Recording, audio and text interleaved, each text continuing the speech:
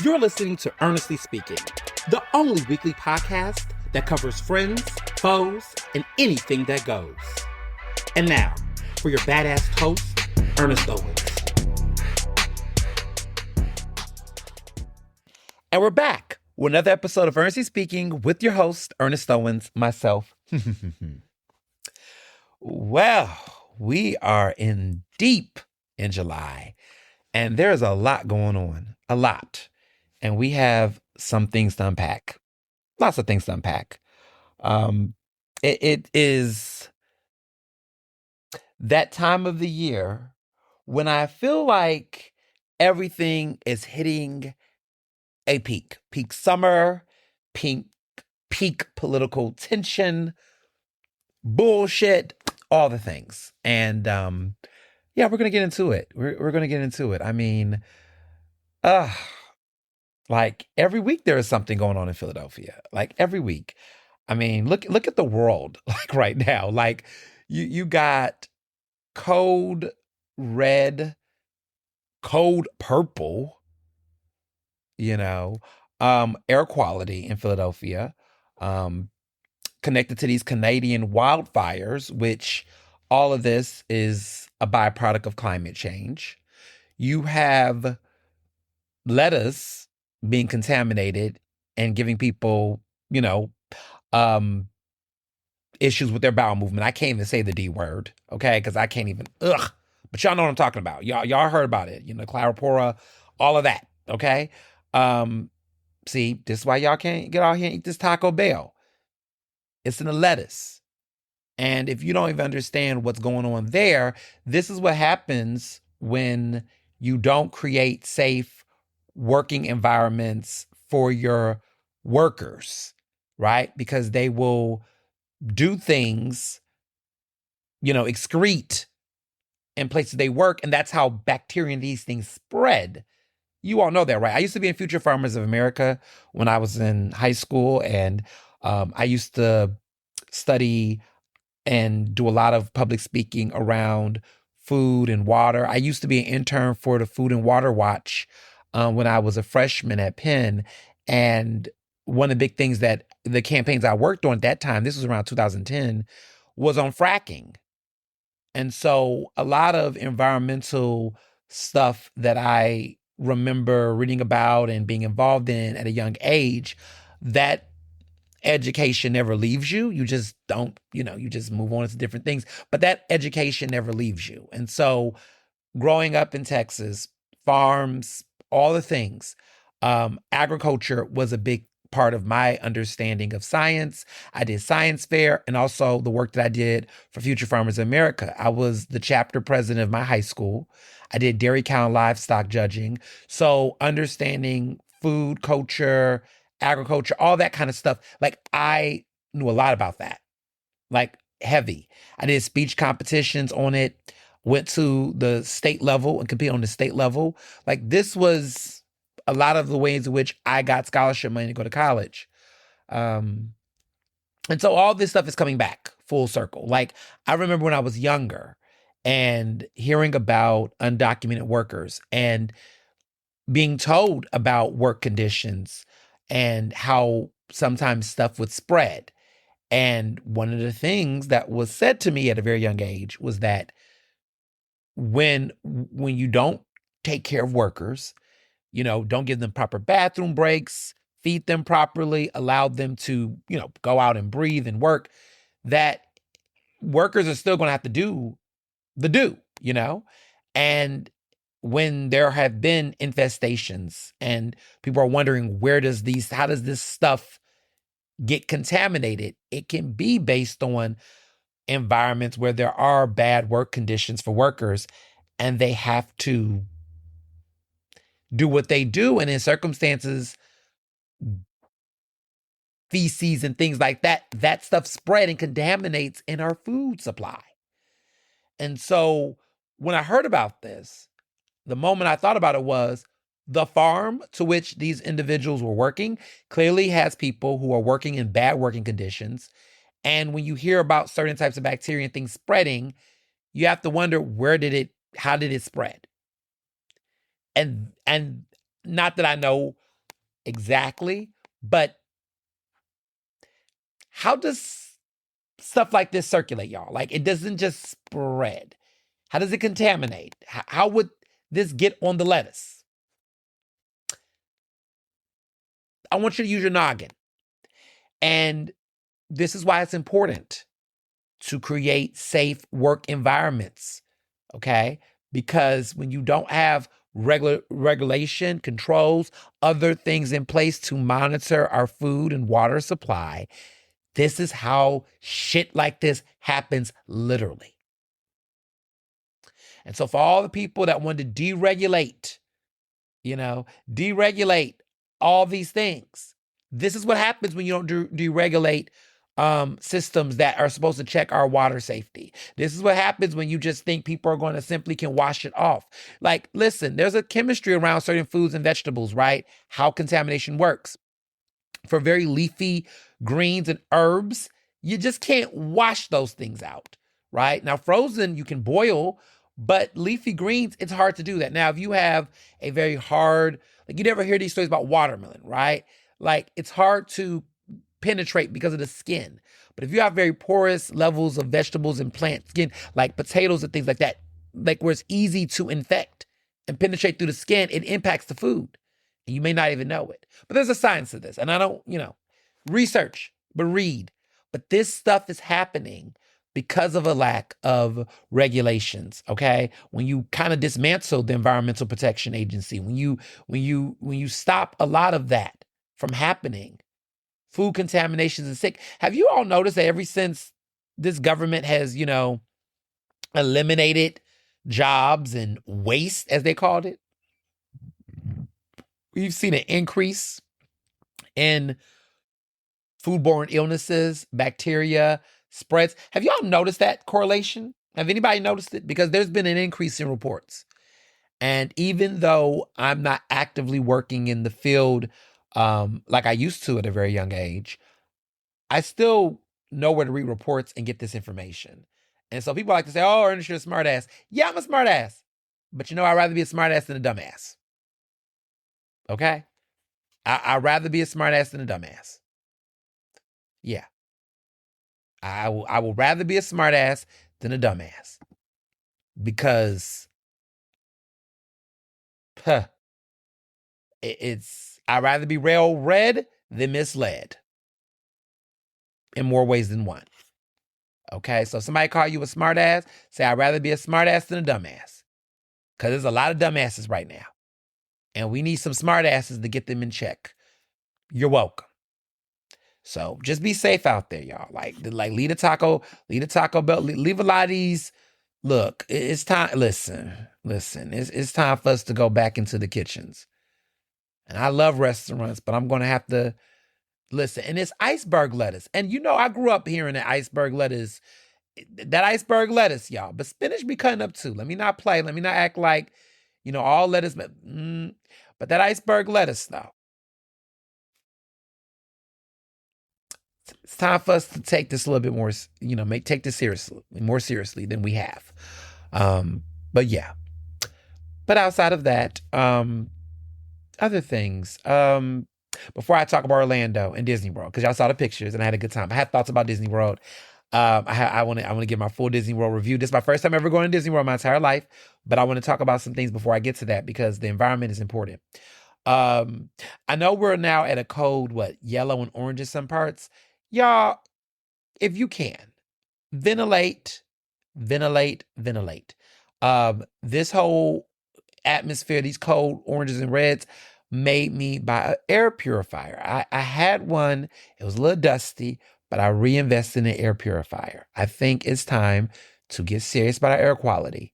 Ventilation, sanitation. One of the things that I'm a big purchaser of is Lysol. Lysol has these air sanitizers. Now, how there's the regular products that sanitize air. So, not air, products. So Lysol has the traditional sanitizing of surface level products and items, right? So you can purchase the sprays and you can spray over your household appliances. I have that. But they also have this spray that you can buy at CVS. There's other places that sell it, but CVS has them and different scents too. But they're like these air sanitizers, and you spray it in the air. It's like air spray, but it actually kills bacteria in the air. And it's really good. There used to be another product they had, like Purify Air or something like that, but this one is new and it sanitizes air. And I've been using it since the pandemic, and it's really good. It is really good. And also they have it. It has scents. You can get it different times. They got a lavender one. They got a linen scent one. But I get them at CVS. I don't know where else they sell it, but they do sell at CVS, and it's near the air freshener area. But you'll know what I'm talking about. They're really pretty, nice cans, and I've been using them forever. But they have been a good way to help purify the air as well. So one of the things that I do for good housekeeping is that I open my windows. Now, I have not done that lately because of what's been going on, but ventilation is key. Open your windows to get out stale air. And you know what stale air is. If you have not opened your windows in your apartment, your house, or whatever, there can be a stench that you notice, and I call it stale air, where it's just there, and it's like this smell that just don't go away. The fan is not going to help you. Okay, an air freshener does not either. You need to ventilate. So open the window, maybe for a good 30 minutes to an hour, and get that air out. Bring some fresh air in. And then what I do when that happens, I have the fan on when I do the ventilation, so I can have a situation where I'm moving out. Now, some people say do it multiple times a day. I do it once a day personally. I don't have a real huge house or anything like that. But if you have a big house or whatever, maybe you should do it, multiple times a day. But I typically try to do it in the daytime, not so much at night. I try to ventilate around after 3 o'clock, before the sun rays are really hot. So at 3 o'clock, 4 o'clock, before sundown, and I do my ventilation, okay? You can also do it in the early morning before it gets super hot. But I let the cool air, the air come out and do that. When I do that with the fan on, I didn't close the windows after about an hour, 45 minutes, 30 to 45 minutes. And then I do the spray with the Lysol. And that helps a lot. So if you're somebody who wants to breathe fresh air, want to purify, that's when I typically would do it. Okay, that's my best practice. Now, my good homekeeping practice. Now, I'm not expert. So by all means, do your own research on ventilation and what will require for your house and the size of your house and how long. But this is a practice that I do. But I encourage ventilation. Look into it. It's good for quality of air. Clearly, don't do it when we have a cold red or purple or orange or what have you. But, definitely look into ventilation for sure.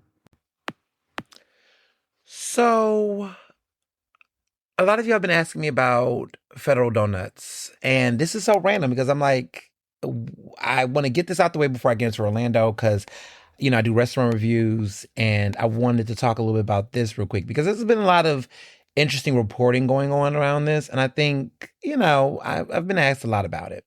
So Federal Donuts has been having some major closings across Philadelphia and the surrounding suburbs.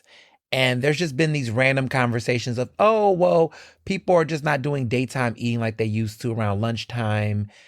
And they're talking about these like trends and habits of consumers. And I'm just, I think that is just not the full story. And I would be intellectually dishonest to know the things I know, because I covered some of what was going on with Federal Donuts and Goldie and things. That I just feel like that's not the full story. And there's been some interesting reporting from certain food reporters in the city that's left some major details out that does not tell the full story. First of all, this conversation on people are not eating out in the daytime lunch habit. First of all, that's been going on. That trend has been a minute now since the pandemic. Like there's been this decline in like daytime office eating because of the city, right? But Federal Donuts has franchised and expanded new locations across the city like as recent as last year. Like they've been opening spots up. So if one was to argue this trend on foot traffic and what have you, the numbers were already there. They would have not done it. And they were doing pretty well before something, which we'll get to, had happened. Okay? So like, number one, yes, people are not going in locations and ordering food in the daytime. People, and what the hell does that mean, not eating in the daytime? Let me be very clear, right? Their success has always been largely connected to online delivery, right? People would order that's a fast casual spot that people order delivery. So Uber Eats, other places you would order the food online. Like a lot of people have made their shop spots where you pick up. So even if you don't go on location and sit down and eat, and let's be very clear, like there are places doing well. Clearly Park has no problem with people parking their asses and eating in the daytime. So I'm like, and I'm not trying to compare Federal Donuts to Park. I'm just kind of like, there are places that are finding traffic. Like let's address the elephant in the room, shall we? But let's be clear on this. Places like that were never spots where magnets where people will come and eat lunch. Like I don't know, people were like, let's go to Federal Donuts and sit down and eat. They was doing carry out, they was doing delivery, right? And clearly that success was leading them to expand and franchise all throughout Philadelphia and in the surrounding suburbs. Okay, so let's just cut the crap on that, right? Not saying it can't be a factor. Clearly there's a factor, but let's be real, right? Because other places are doing fine. Some places are closing down, but other places are making ends meet without expanding, right? So let's look. Pat's and Geno's is still finding asses to buy that nasty ass cheesesteak. Those are like the two worst cheesesteaks in Philadelphia, and yet they're not closing down. Just saying, right? So why is it that Federal Donuts in particular is having these massive closures? And why is this the case, right? I talked to some former employees and other folks that have been following this trend. It's because of the fact that they've been under a lot of scrutiny because of the ties to Israel by the owners. And there has been a level of criticism around cook and solo restaurants. But, Federal Donuts largely due to the massive boycotting, specifically connected to the owners having very pro-Israel ties and politics that have supported and have, support the IDF, and given what's happening in Gaza, and to which people have described as a genocide, right? That they don't want to support this business. And a lot of the type of people that were supporting restaurants like Federal Donuts were younger, college educated, progressive, well-to-do folks that were like, oh, they love the donuts, they loved the food, it was high end. And there was a level to which, like, the Cook and Solo brand, especially Federal Donuts, spoke to a very, like, hip, millennial, Gen Zer base of clientele. Like boomers and Gen Xers were not going there because they would complain. They would say, oh, those donuts are too high. They were pocket counting. Like they were not the clientele that was supporting it, right? The yuppies, the younger professionals that had disposable income, right? That were in the Rittenhouse area and around, they were the ones supporting this because they liked the quality of the donuts. Let's be very clear. Federal Donuts were overpriced, but you were paying for quality, right? It was a niche. It was a luxury. It was a niche donut, right? It wasn't the type of donut that everybody can eat. It was the type of donut that was exquisite in its design, its taste, its flavor. It was made by an owner, a restaurant owner, restaurateur that had a strong brand. So the brand was that the owners that gave us a Hav and Goldie and Laser Wolf also had a very niche brand of selling fried chicken and donuts. Okay, so there was it was an elevated boutiqueness to that brand. Right. And the type of people that would buy things like that were people like Gen Zers and millennials that were working, that had disposable income, that wanted something that was not Dunkin' Donuts. Right. That was the whole ideology behind that. Right. Of nicheness and quality. Okay.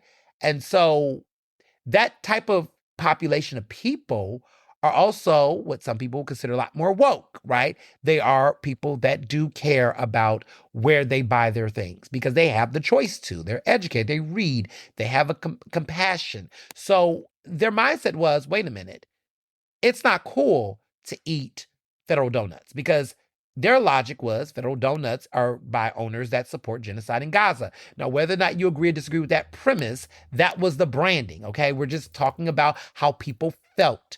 And so people silently boycotted it. And there were some loud protesters that did as well. But that type of liberal, progressive base of people that supported that restaurant and supported that business said, look, the book, The Case for Council Culture, right? My book explains this, okay? That when progressives counsel, they do so on moral and ethical notions. And so for them, they found it to be morally reprehensible, not redeemable, right, to support that business. Whether or not that was accurate, whether or not that there was strong details, they felt like the affiliation association was not something they wanted to, because to eat there spoke to not only their taste buds, but to their actual personal politics. And they felt like there was a lack of alignment there, which is why they act in the way they did. Mm. So that's important. That's an important um way of looking at this. And I think that's why there's been heavy divestment. Now, for my take on Federal Donuts, there's a lot of reasons also why. So that's why I also think there was the boycotts were effective. I think that is why Federal Donuts is having these massive hits, because I do think it is connected to the massive protests and the social boycotting of their spot. Now, personally, right? I hadn't gone to Federal Donuts in a while because I felt like there was, and this is before what was happening with, the protests around Israel, okay? There's also another subset of people, like myself, that regardless of the politics involved, there was a fair critique about a dip in the quality of Federal Donuts. Federal Donuts made a major decision that I think really hurt them with some longtime customers, and outside of the boycotts, which the boycotts I will argue was very effective, but another argument was a dip in quality. When they began to expand and franchise, they made some decisions to make a uniform rollout of their food product in ways that I felt like hurt them. Also on a niche level, right? Which was they got rid of the chicken wings. They went total chicken strips. When a franchise, there was an inconsistency in the quality of taste. So, like, some locations were better than others, but when they began to expand in certain types of shops and spots, those donuts did not taste as good. They felt like they got smaller. The strips were okay, but never matched the fried chicken that they used to have. Because I argued that their fried chicken wings were some of the best in the city. Like, as far as a fast casual spot go, if you wanted some fried chicken and you was just like, I had my moments where the fancy donut and the fried chicken was all I wanted. The donuts were good, they were fine, but I was really into the chicken. And then when they went to strips, it just felt flat. And so I feel like some of their own decisions in trying to streamline this, I would say for profit, hurt the quality. And that was why some people, including myself, began to fall back on Federal Donuts long before the boycotts and protests. So there were several factors that led to that, but that was my thought. A lot of y'all kept asking me about it, and you all know how I feel about cooking solo.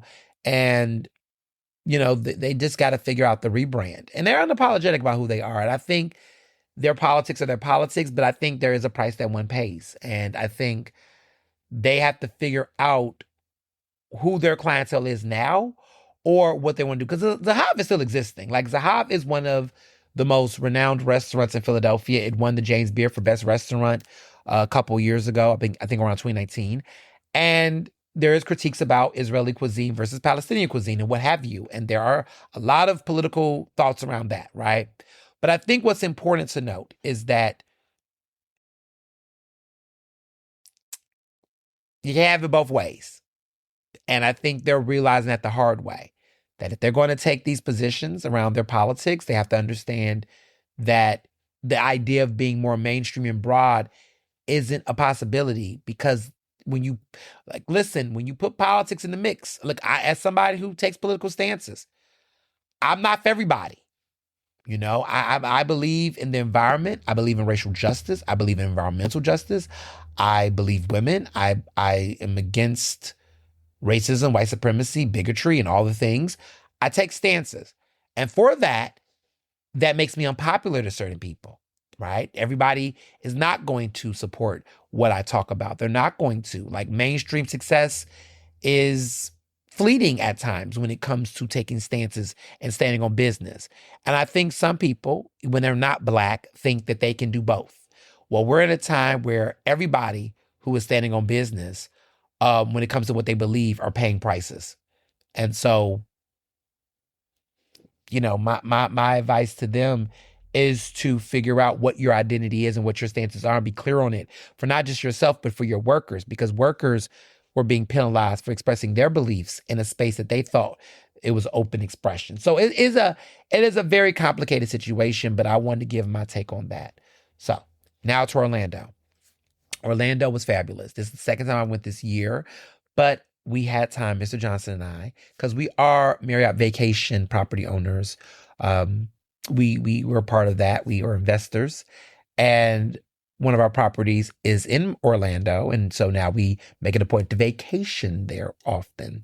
I'll be back in Orlando next year. Alpha Phi Fraternity Incorporated, which is my beloved fraternity, our general convention is going to be in Orlando next year. So I love the fact that I was able to get familiar with Florida in a way that I hadn't before. Like in the past, I went to a convention in Miami or Hollywood, Florida, as they described it, I believe, or Fort Lauderdale, Hollywood, that area. But I'd never been to Orlando, and this was my first time going earlier this year. This year was my first time going to Orlando ever, and I always dreamed of going to Walt Disney World. When I was younger, I was a big Disney collector, like vintage Disney. Disney Anna is what they called it. I would go on eBay and I was so obsessed with it. And I talked about this in the last episode, but I always wanted to go to Disney World and have the experience. And I'm so happy I did it as an adult. And I have so many thoughts about it. For starters, I recommend people should go. If you have kids, go with your kids. For all the parents, everyone should have that experience. It is costly. It is pricey. But I think going to Disney World as an adult and having the experience with my husband and having it as a couple experience was very, very nostalgic, sentimental, and very fun. I posted the pictures up of some of the pictures we took, which, by the way, they have photographers all across Disney World that will take the photos for you. Now, it does cost some money. This is not an experience for people that are on the budget. Now, you can do some budgetary things, right? Like, don't stay at the Walt Disney World Resort if you're on a budget, because clearly that's going to cost some money. Clearly, we went during peak time, which was the summer. We went in July. It was hot. It didn't rain. The weather was good. We had a good time. I think our pass is so if you want to, we did not park hop. So there is a park hoppers pass because there's multiple parks that they have. They have the Animal Kingdom. They have the Magic Kingdom. They have Epcot. There's multiple kingdoms in Disney World. And Disney World is different from Disneyland. Okay? Disneyland is much older than Disney World. Disney World is now 50 years old. Disneyland is over 60 years old now. So there is a difference. And I think it's important to note the locations in Disney World because it is important to note. So we went to the Magic Kingdom, but there are 4 theme parks. There is Magic Kingdom Park, Disney's Hollywood Studios, which is really interesting. I would love to go there. Disney's Animal Kingdom, and Epcot, which the difference is that the Magic Kingdom is the classic fairy tales. That's the focus. Epcot is cultures and innovation. Disney's Hollywood Studios is fixated on movies and Star Wars now. And then the Animal Kingdom is nature and Pandora. They also have 2 water parks, which is the Typhoon Lagoon and Blizzard Beach. We had a day to go and we chose the Magic Kingdom. So here's some things that's at Magic Kingdom in the different places if you want to decide where you want to go. Because it is cheaper if you just pick one location. Now, it was different prices for different things. Magic Kingdom is very popular, so it's $179 per person for adults to go. And then the kid rates are really no different. There's a little bit of a difference, but Disney want to charge you money. Now, if you do the park hopper for the day that we went, now we went on a Wednesday, it was around $250, but that's hopping the different ones for a day pass. It's not enough time in the day. Like each of these kingdoms, if you really want to have the experience, I recommend you go and you do a kingdom a day. If you care about the kingdoms, all of them. If you want to go to all of them, you really can't hop multiple kingdoms in a day. Like it's just not enough time. Okay. You can go at 9 a.m., but it's just not enough time. You won't have the full experience. I recommend you pick a kingdom and go for a day. Now, if you are really invested, you should go and do go to each kingdom a day and have the full-fledged experience. Now, I can run you up some money if you're interested in it, right? So in the Magic Kingdom, they have Main Street USA, which is the very nostalgic entrance with the shops and the dining. There is Adventureland, which has Pirates of the Caribbean and Jungle Cruise.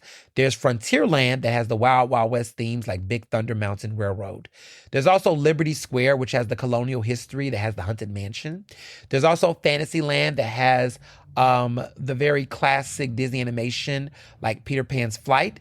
And then there is Tomorrowland that has that very futuristic space age energy like the Tron Light Cycle and Run. Now, there is Epcot, which is very like focused on global cultures, futuristic stuff. So they have the World Celebration, which is the Spaceship Earth. They have the World Discovery, which has Guardians of the Galaxy with that high-tech energy. They have the World Nature, which is like Journey of the Water, inspired by Moana. They have environmental stuff. And they also have a World Showcase, which has like 11 pavilions that have different countries like Mexico, Japan. There's authentic dining and cultural attractions like Frozen Ever After. It is the very more futuristic, adult-like experience. There's also Disney's Hollywood Studios, right? You can go there. There's the Hollywood Boulevard and Echo Lake, Retro Vibes, Toy Story Land for all the Pixar fans, Star Wars, Galaxy Edge, the Grand Avenue, which has the Muppets. They also have the Animation Courtyard in Sunset Boulevard, which is like Twilight Zone, all that kind of stuff of terror. Then lastly, there's the Disney's Animal Kingdom.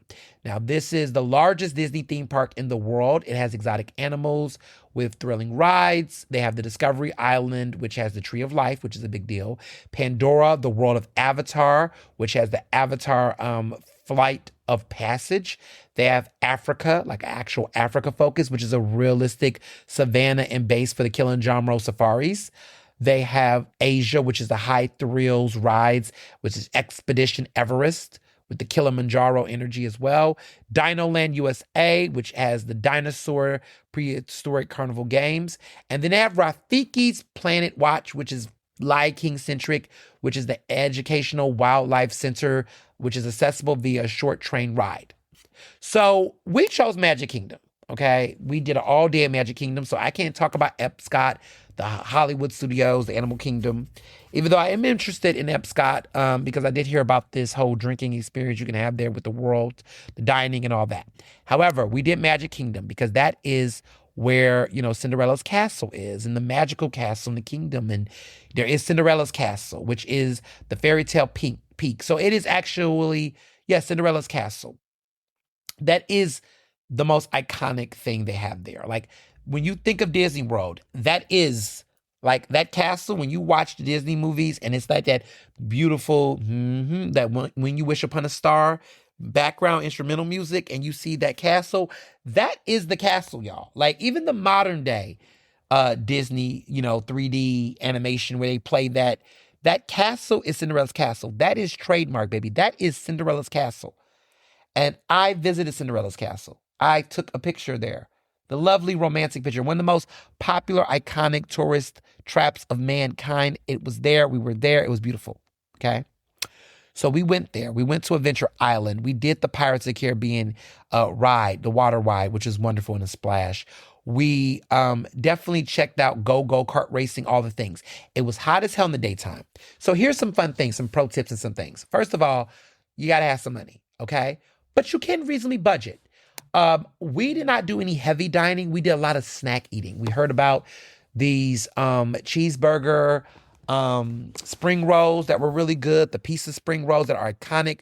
We had the bite-sized mini corn dogs, which were really good. that came with fries. The food was very reasonably priced. I was very surprised by the food cost.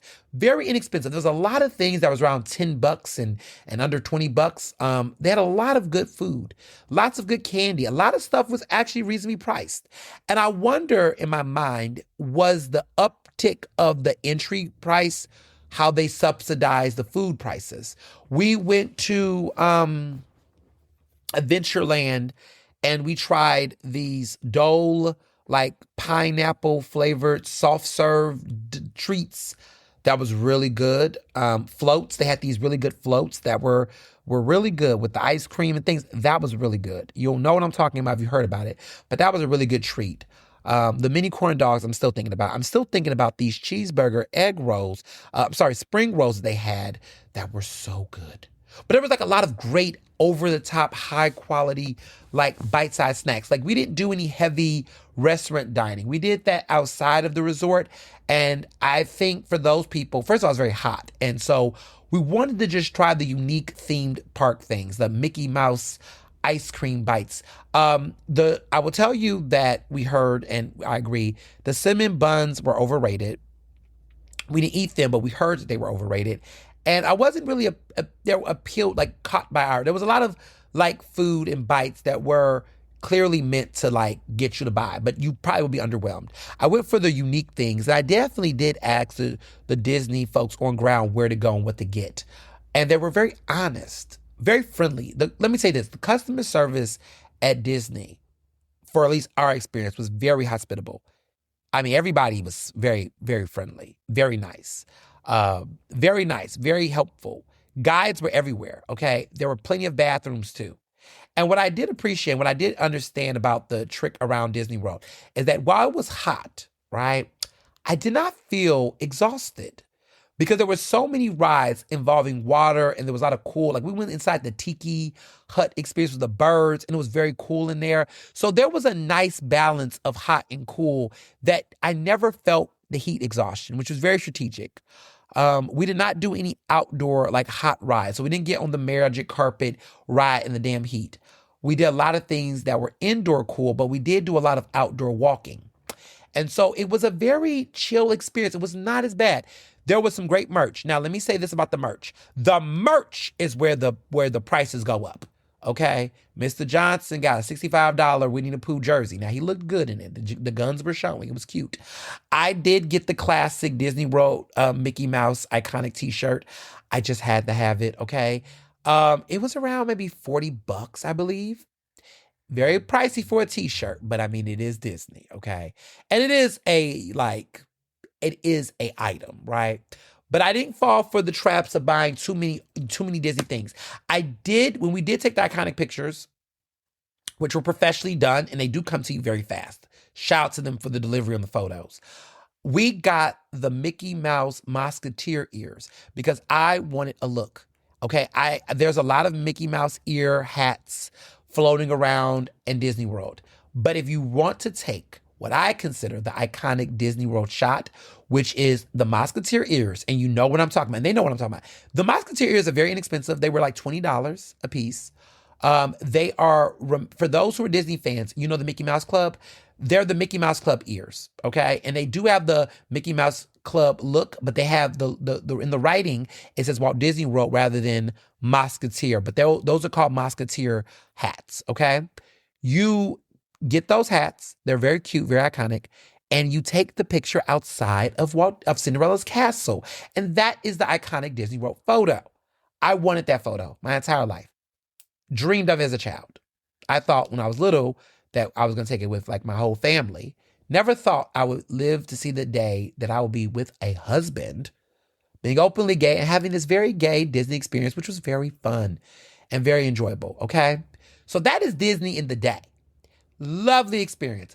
Could be pleasant. Could be beautiful. You could stop there and call it a day. No.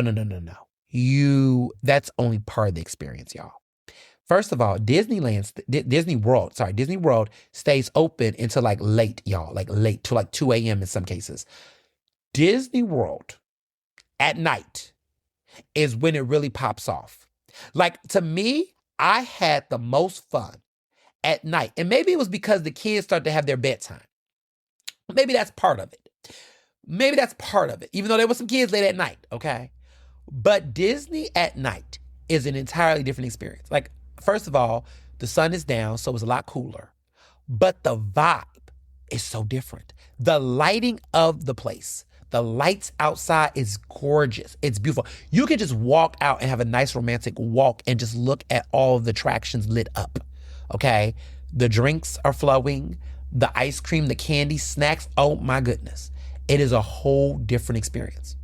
So what Mr. Johnson and I did was that if you are going, okay, if you're interested in doing this, I think it's worth it. What I would recommend is if you want to maximize pricing, I personally, okay, would recommend at the most, you're going to spend money, but how to do this in a way that makes sense, right, and functional, right? Go there, have the light bites, eat the really fun, memorable snack food, and have that experience. It's really worth it. It's not as expensive, but you can get more bang for your buck that way. I felt like the portion size are reasonable. It is very fun, okay? That's what I recommend in daytime. Like, make it a lunch. Like, snack on things. Like, have some ice cream, have some of the candy, but have the fun stuff, okay? Don't try to do the whole restaurant dining experience. I just feel like that's where it gets like a little dicey. Have the real fun, memorable food that you can't get anywhere else. That's the first pro tip. What Mr. Johnson and I did was that because it was an all-day pass, and you can come back. You don't have to stay there. You can return back. That's another thing that I want people to know. Some theme parks will make you, like Roots Picnic, will say, once you leave, you can't go back because they want to trap you. Disney already got your money off your entry level. You can come back. That pass lets you come back, okay? So what we did was we took a break because we came early in the morning, and then we took a midday break and we went back home.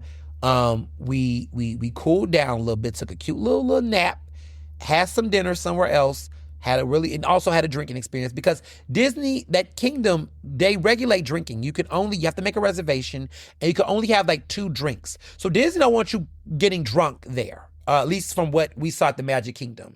They don't have that many bars, and they really don't encourage the drink. I mean, you can drink. Let me be clear, you can drink, but they're not full of bars, but they do have them, and they do limit how many drinks you can drink. So it's not a place to get drunk, okay? So if you want to turn up at Disney, no. They're going to take your money a different way. Turn up on those those ice cream bars, okay? Turn up on, those cool punches. Like, they're not trying to get you drunk, but they do have liquor there. But we didn't do liquor. We didn't drink there. It was just like, one, they make it a thing for you to make a reservation at the bar. And then, of course, the bar was max, but then you only get 2 drinks max. It was like, So we went out, took a midday break, went to have dinner somewhere else, had a fabulous time, took a nice little nap. We got back up. We showed up again. Now, we came back at sundown. They wait for it super dark. I want to say the fireworks show is like either at 9 p.m. or 10, but try to get there before 9 o'clock, okay? They have a fireworks show. There are fireworks, and then there's Disney fireworks. Disney fireworks is on a whole nother level. That fireworks show is the best fireworks show I've ever had in my entire life. I done been to D.C. for 4th of July, y'all. I done seen it all. The Disney fireworks show is the best fireworks show I've ever experienced in my life, okay? The lights, the magic, the music, the way in which they incorporate Disney songs was phenomenal. It was outstanding. It was like 2010. Would highly, astronomically recommend alone. The fireworks show was sensational, okay? But then it gets better, which I didn't even realize this part. We stayed, right, to go and try some games. I love the vintage Disney rides. They're just so cute and sentimental. We got on the Mad Hatter Tipsy ride. Now, if it was in the daytime, it would have been so hot. What we did was we rode rides, the outdoor rides at night because it was cooler. It was fun to be a big kid and get into the Alice in Wonderland teacup and ride that ride. It was so fun. We got on the go-kart rides, which I don't have a driver's license, and I was reminded why I don't, but we did the go-kart riding situation, which was really fun. We did some more strolling and walking around. We got some cool Disney snacks. It was such a cute night experience. We thought it was over, Oh no, contraire. There was more. They have an incredible light show where it's like a carnival where there's all of these like Disney themed like exhibits and floats. But they're centered around Disney and they're super lights. They have actual live actors dressed up in the costumes on these floats. Now, here's what's interesting. When it was super hot, okay, because we were like, it was hot outside, right? There was not too many Disney characters outside in this heat, okay? I saw Aladdin, but Aladdin was like shirtless and Jasmine had a cute little top. So they were out there a little bit in the shade, but there wasn't too many like the furry animals with the hats because it was hot and somebody can like get hit with heat exhaustion. So there wasn't too many like Disney characters in the daytime in that heat. However, at nighttime, once the weather cooled down, oh, we saw Mickey and Minnie, we saw Donald Duck, we saw Goofy, we saw all of these characters come alive on these floats, and it was a great light show. It was beautiful. It was a great time. Now, one other thing I want to recommend about the Magic Kingdom that made the experience even more exciting was that you have the option to take the train or the ferry. We took the ferry both times. It was a free, fun boat ride that got us from our stop to Disney World and back. The ferry, take the ferry if you can. It was a beautiful experience to be able to see the view, see the water, and to have that experience as well. I recommend that over the train. The train is cool, but I do think the ferry gives it another piece of excitement because it's like a little island, and it was gorgeous. It was gorgeous. I have no major critiques. I think there are ways in which you can maximize the experience. We will be going back. I got to go back. And if I go back, I don't think for myself personally, like it is cost effective. If you are a person that wants to do, if you think you can brave it and go to all of the 4, theme parks in one day, I think that's exhausting, but you can, and it's 250 something bucks to do it or more.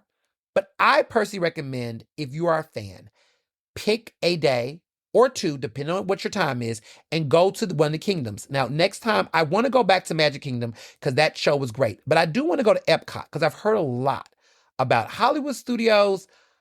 I'm not crazy about the Animal Kingdom or the Hollywood Studios, but I'm interested in Epcot because I do hear there's a lot of innovation, cool global things, food experiences and drink experiences that does pique my interest. It really do. So if I do go back, I do want to go to Epcot because I just want to see what that is giving and what that Disney experience is like. But Magic Kingdom, if you want to have your first Disney World experience, I recommend Magic Kingdom. I feel like that's the first one you should go to first. Because I think all the things that people think about when they think of Disney World and the Disney experience is at Magic Kingdom. And if you had one day to choose to spend the money, go to Magic Kingdom first. And then if you are there for multiple days in Orlando and you want to have different experiences, go to different ones.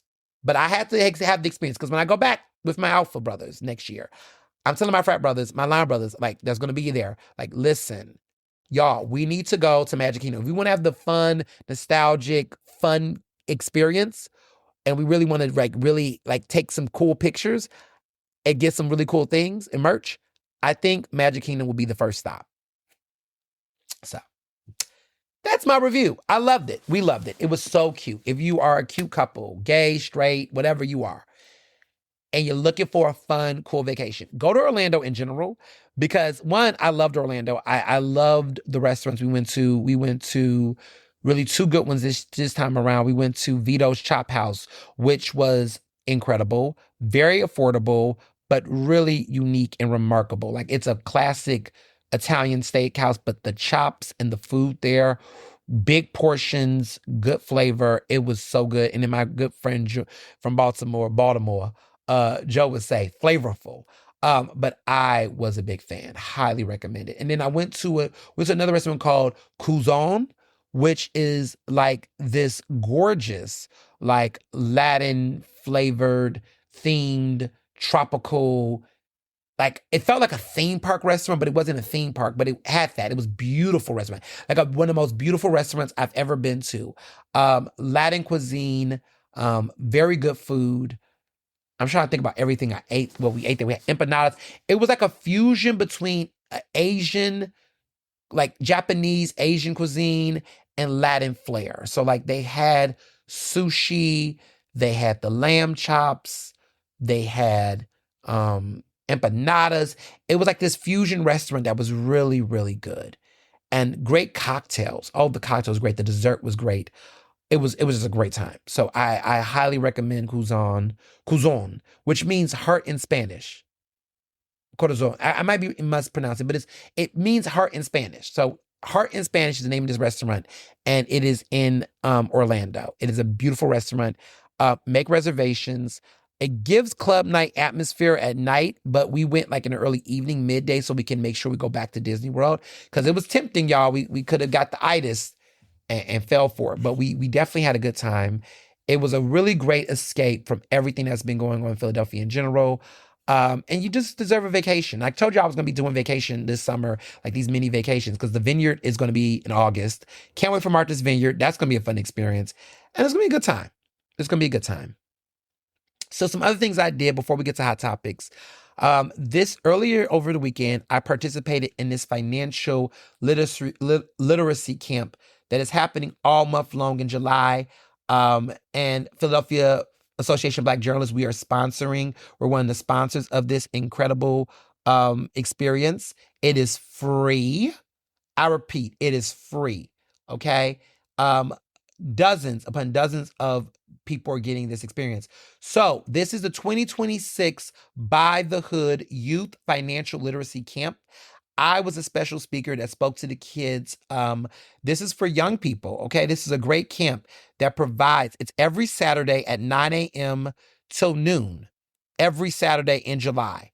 And it is free, okay? It is free. It is at the 6th Man Center. This is at 4250 Wissahickon Avenue in Philadelphia. You can register at www.bthcamp.com. I repeat, www.bthcamp.com. Jimmy Williams, Kamari Ellis, Corey Camp, these are my guys. They are part of By the Hood. They support these financial literacy camps. They give away free money. Okay, there's money opportunities, money contests for the kids. Lots of great education, lots of great networking. People came with their families. I went to do a seminar in person, pro bono, to teach them about the business of media, about freelancing, about how to tell their stories, how to get paid for it, how to be a media entrepreneur. And it was a very great conversation about journalism and media. And what was even cool about it is that they also invite families. So if you have young kids, you can send them there. They are all certified. But you can also come with your kids and make it an opportunity to bring your kids. They take kids at as young as I think as young as 5 to high school level kids. And they were well behaved.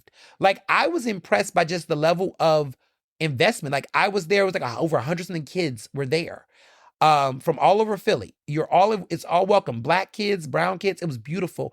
And they were well behaved and they asked questions. And I came and I spoke about my career and was just giving advice and tips on career opportunities and money and all the things. And they asked some very pointed questions and very engaged group. And so if you're someone who have kids, you got, nieces and nephews and people that you think this would be a good opportunity for them to do something on a Saturday this month, there's still sessions available. Come out. You never know who's going to come. I came this past weekend and it was funny because their parents were there. And it was so funny because their parents were fangirling and fanboying. And it was really cool. They took pictures and I took pictures of so many kids. And, I just connected with the community. And it's a really great opportunity to give back in a meaningful way. Financial literacy is important, but not in the ways that has been talked about in the past, right? We're telling kids how to think about money and responsibility, college affordability, scholarships, there's contests, there's all things. This is a very reimagined conversation, and it's never too old, or you can never be too young to learn about this. And so to see young Black kids from all over Philadelphia having this opportunity. Oh, also, we provide breakfast and lunch. There are refreshments. Okay, we feed the kids. There's water. There's foods. So there's no food insecurity here. Okay, just come. Food, networking, opportunities to win money. For the kids, it's a great experience. Okay. So when people are out here asking, what are you doing? What are the solutions? What is this? We're out here. We're doing it. It's for the community. We have a great space. It's a very safe space. This building, the Six Man Center, is a very new recreational area with learning facilities and all kind of resources and sports and things. It's a very productive, clean, safe environment. Bring your kids, bring your mentees, bring people, come through. There's still time left. They can come this week or next week. It's going to still continue. So if you want to register people, it is at www.bthcamp.com. So just putting that out there. There are some great opportunities to really explore, and I highly recommend it. So let's get to hot topics. So first, I just want to say I am so happy that Spain won the World Cup. It's not the best option on the table, but at least Argentina did not win because, oh my goodness, like the racism, like the racism in Argentina right now, like those fans have been nasty. And if you've been following any of the World Cup, especially with their fans, they've been a hot mess. So I'm happy they lost. Lionel Messi, he already got his millions and whatever. That's fine. And, to see the boos of Trump, I mean, it's what he deserves. But that being said, there's been a lot going on in Trump world. But primarily, I want to talk about that speech earlier this past week. NBC, ABC, MS Now, CNN did not run the speech. CBS ran part of it, but then kind of switched off because at this point, the saxophones are getting louder. It's getting more and more desperate for this administration to try to push their agenda. A lot of you all had DM'd me and was like, look, I'm not watching it, but you know what's going on? And it's hard to make sense of bullshit, but the best I can explain it is this. He used the platform to continue to perpetuate misinformation about the 2020 election. I don't understand. So let me get on this. There's such an obsession about the 2020 election, but then the 2024 election, the one he won, he says was good. Now, logically, if you have let's say a problem and there's a issue with, let's say, your clock, right? And let's say 2 years ago, the clock was acting up, but then currently the clock is acting fine and it's been fine. And do you go back and say, we need to hit up the manufacturers to replace the clock because the clock is no longer good, even though it's currently working, but it was previously wrong? And I just want to understand the rationale. Why are you still trying to rewrite history on an election you lost over 4 years ago, but now you've won? And if the election results are accurate, because I just don't understand. If the election system is broken and it's been broken since you lost, then what happened in 2024? Was that not correct? Just don't understand the logic. I don't get the logic with the election thing. I think this is a man that is just at 80 years old, cannot take a loss, and it continues to frustrate him. Because it's you won in 2016, you lost 2020, you won in 2024. There could be a lot of explanations as to why these losses and wins have happened. But you still want to act like somehow it was wrong then, right now, and it's the same voting system. People was mail-in voting in 2024. There was voting that took place in the same areas. Certain states that you was mad at for not voting for you in 2020 flipped for you in 2024. So was the voting machines wrong then or now? I just think this is a man who's unhinged. The logic does not make sense.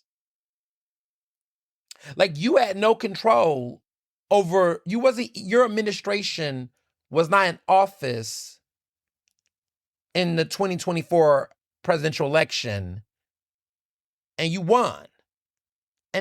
And yet the irony is every time there's been a Democratic administration that hovered over the election, you've won. It was actually your administration in 2020 that was in the White House when you lost.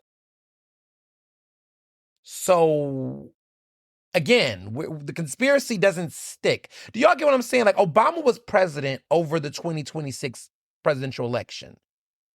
Biden was president. Yes, Biden was president during the 2024 election. And so if there was ever any maneuvering from an administration over the election, wouldn't that been in favor of whoever the Democrat was in office? Aha. So I don't understand where the conspiracy could be. You was President Trump when you lost. You was the incumbent and you lost your race. So now we're here, right? In this speech, this man wants to continue to spell out unsubstantiated evidence, no truth, nothing that's been fact-based, nothing, okay? And he's continuing to push and perpetuate this misinformation. And it's been really sad to watch. And disappointing and just disturbing, all the things. So other networks are like, look, he ain't saying anything. You just trying to take over the airwaves and put out disinformation. And let me be very clear. Misinformation is when you don't know the facts or you're presenting information that isn't true, but you unintentionally don't know the information. Like you don't, like it's misinformation. Like it's like you're saying, hey, it's 90 degrees outside. It's actually 85, but you didn't know that. You assumed it, or it may have been 85 earlier, but you didn't go back to update. And so you're presenting that information because that's what you truly believe. But it's not true, so it's misinformation, right? Disinformation is basically lies. When you are intentionally putting out misinformation, intentionally, which means you're lying. That's disinformation. You're intentionally trying to mislead people. So that's what disinformation is. Propaganda. You know, that's what I'm talking about, right? And so the president tried to use his platform to put out propaganda. And TV stations were like, we're good. We'll stream it. So the compromise with some of these outlets were that we're not going to air it on broadcast TV, but we will stream it for those who want to access it. And we all know the difference between TV and streaming when it comes to news. It's one thing when everybody's TV screen, like let's say you're watching, the World Cup or whatever, every major network has to stop what they're doing. Okay, so if you was watching, one of your favorite evening shows, it stops, right? Like the State of the Union, right? Nothing airs when the State of the Union comes on broadcast television. Like most major outlets are going to show the State of the Union. So if your favorite show normally comes on, like Love and Hip Hop, let's say it's Monday, and I was watching Love and Hip Hop, and Love and Hip Hop don't even run anymore, but let's just say it was Monday night, and I was trying to watch me some Love and Hip Hop. If the State of the Union is supposed to come on, all of that stops, right? And you have to watch this. And so traditionally, the president, when he speaks on broadcast, normally everyone says there is something important to know, and we must air this because it is the president of the United States. The president of the United States have done this already previously earlier this year, and the more and more he do it, it's an abuse of what that platform is supposed to be and that authority. Now to the point that broadcasters are like, nah, this isn't anything of the public attention, and they've used their discretion not to run some of this stuff. And so it's said something that most of these major media outlets that would traditionally run something by the president said, nah, we're good. We're just going to put it on streaming and we'll cover it, but we're just not going to interrupt our entire evening programming and ads and whatnot, so this man can just rant about whatever, right? We don't know the basis of it, or the basis of it isn't strong enough or compelling enough for us to stop programming. So that is a real major moment. This was his primetime flop. And the argument becomes, well, what was this for? It was for him to try to make another Hail Mary case to push his SAVE Act, which is just not gaining enough bipartisan support or traction, even from other Republicans. The SAVE Act is, they're trying to forge ahead with the SAVE Act. It appears to be doomed. It does. Republicans control Congress, and yet the Save America Act is stuck. There's already been reports that J.D. Vance has embraced the GOP's plan to pass the SAVE Act. He's trying to do it, right? He's trying to get them. However, Republicans, one Republican ever is calling the effort a waste of time. And so they're pushing a $100 billion budget that includes the Save America Act.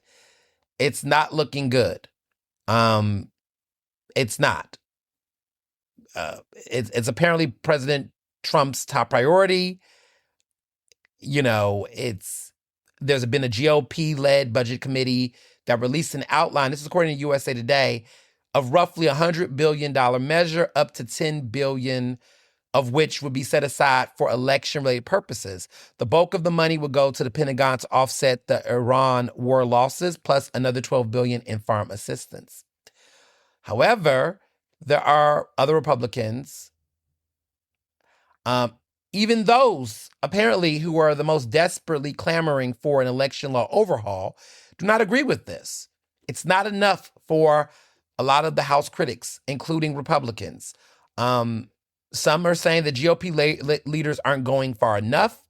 They're trying to pass the SAVE as a part of the budget bill, even though it's a very different version. People are saying the specifics have not been ironed out yet, so we don't know what the new revisions are, but they're doing whatever they can. And people are saying it's a waste of time. The Republican senator from North Carolina, Tom Tillis, has said, look, it's a waste of time, okay? And people are getting frustrated. And what Trump tried to do last week was trying to strong arm support.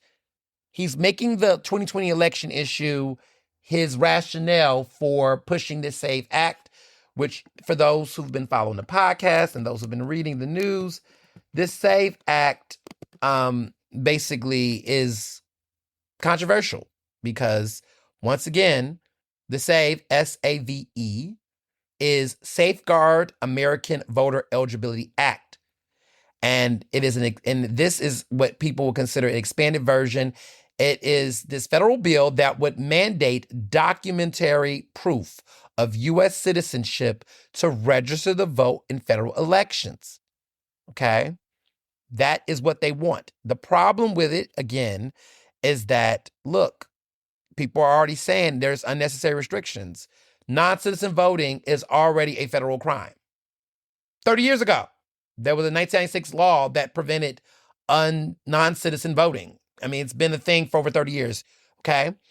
There is also concerns of the disproportionate impact that can impact married women because they will have to change their last names, college students, low-income citizens, and rural voters.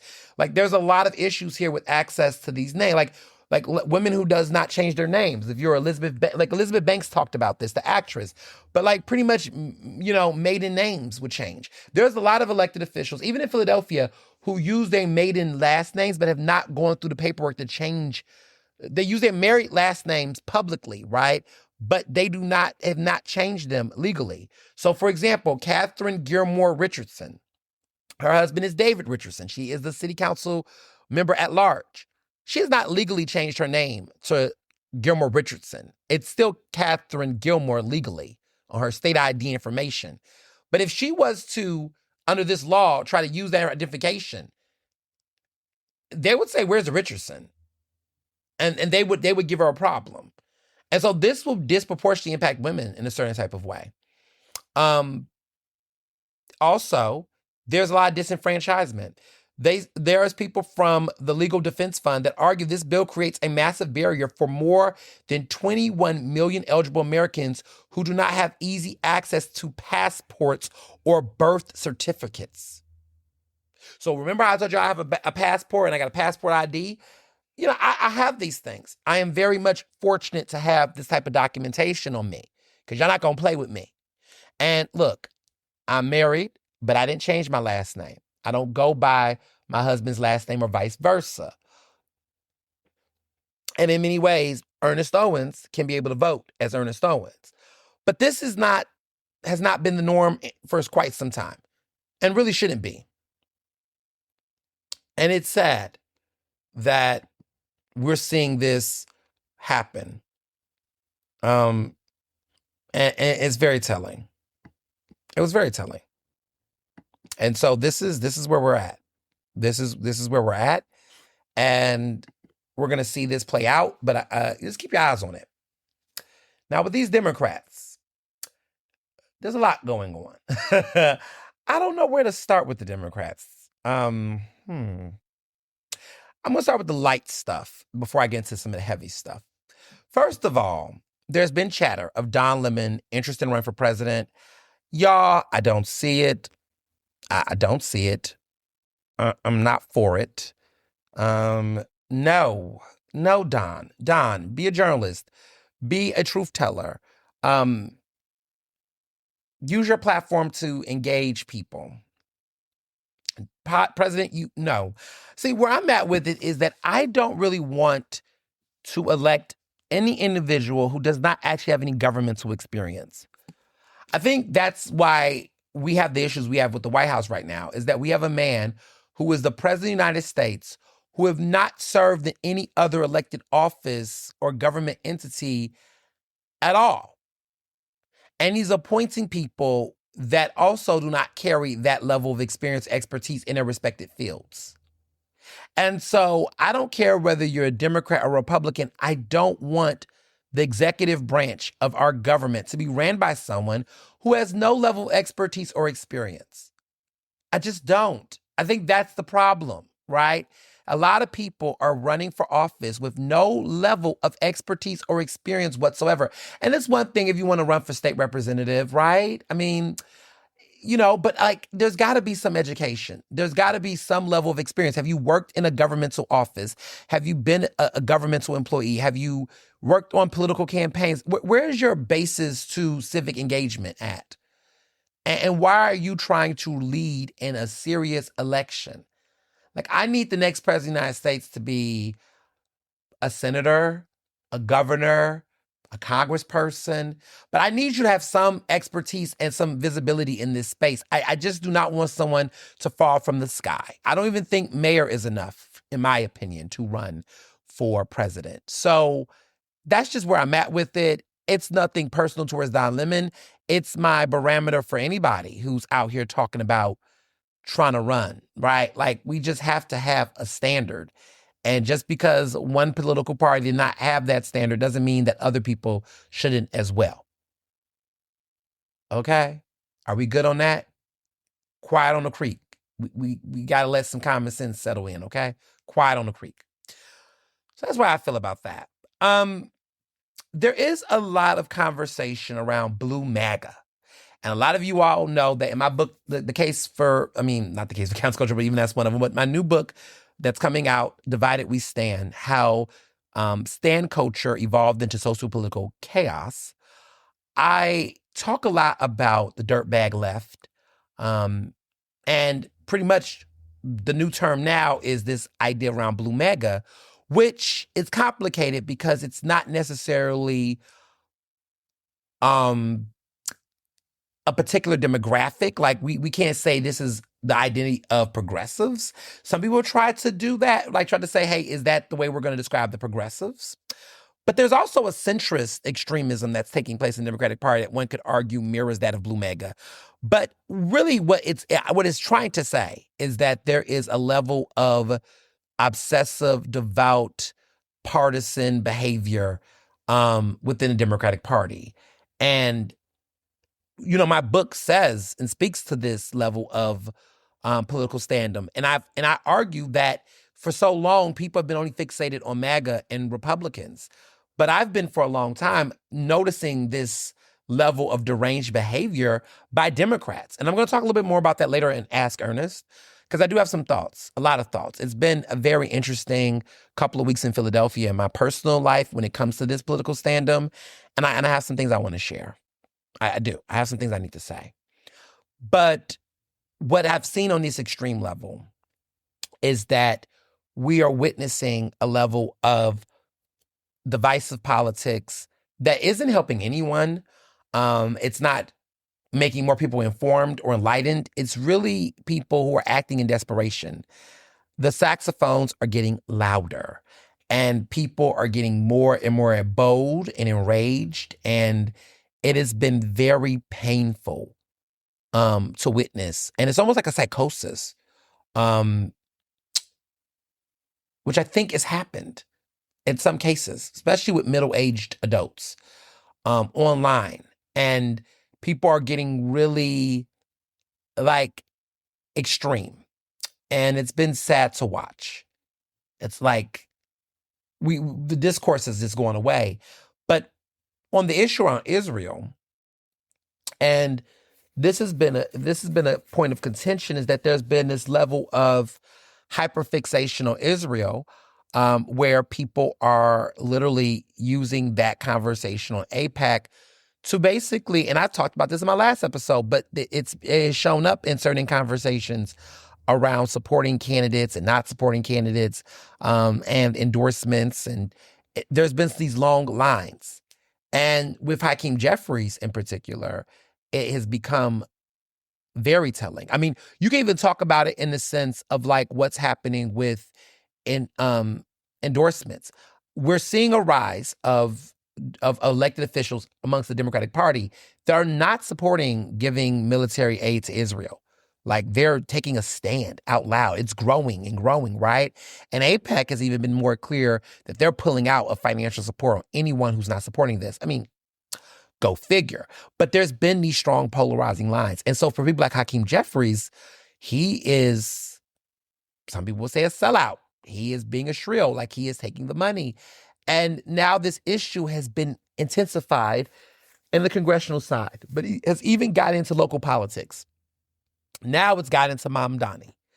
The mayor of New York City, Mamdani, has said that there is a strong possibility that he will consider, if Netanyahu, who's the prime minister of Israel, comes to New York City, he might have some grounds to try to arrest him. People are slamming him for threatening to arrest Netanyahu in NYC, but he says he's exploring whether whether New York City can arrest Netanyahu if he visits for the UN General Assembly. And it's getting very intense. John Fetterman has gotten in the fray. John Fetterman has even said, which is even part of this, okay? Senator John Fetterman of Pennsylvania, who's come on the show many years ago. He has argued that if the Democrats are going to continue to stand down on Israel, like be critical of Israel and not support Israel and what some people have described as a genocide, that he might switch political parties. To the point that some people said, child, you haven't switched yet. We don't see it for you. And it's very interesting how Democrats have flip-flopped on Fetterman lately over the years. Moderates and centrists were very critical of Fetterman when he first came.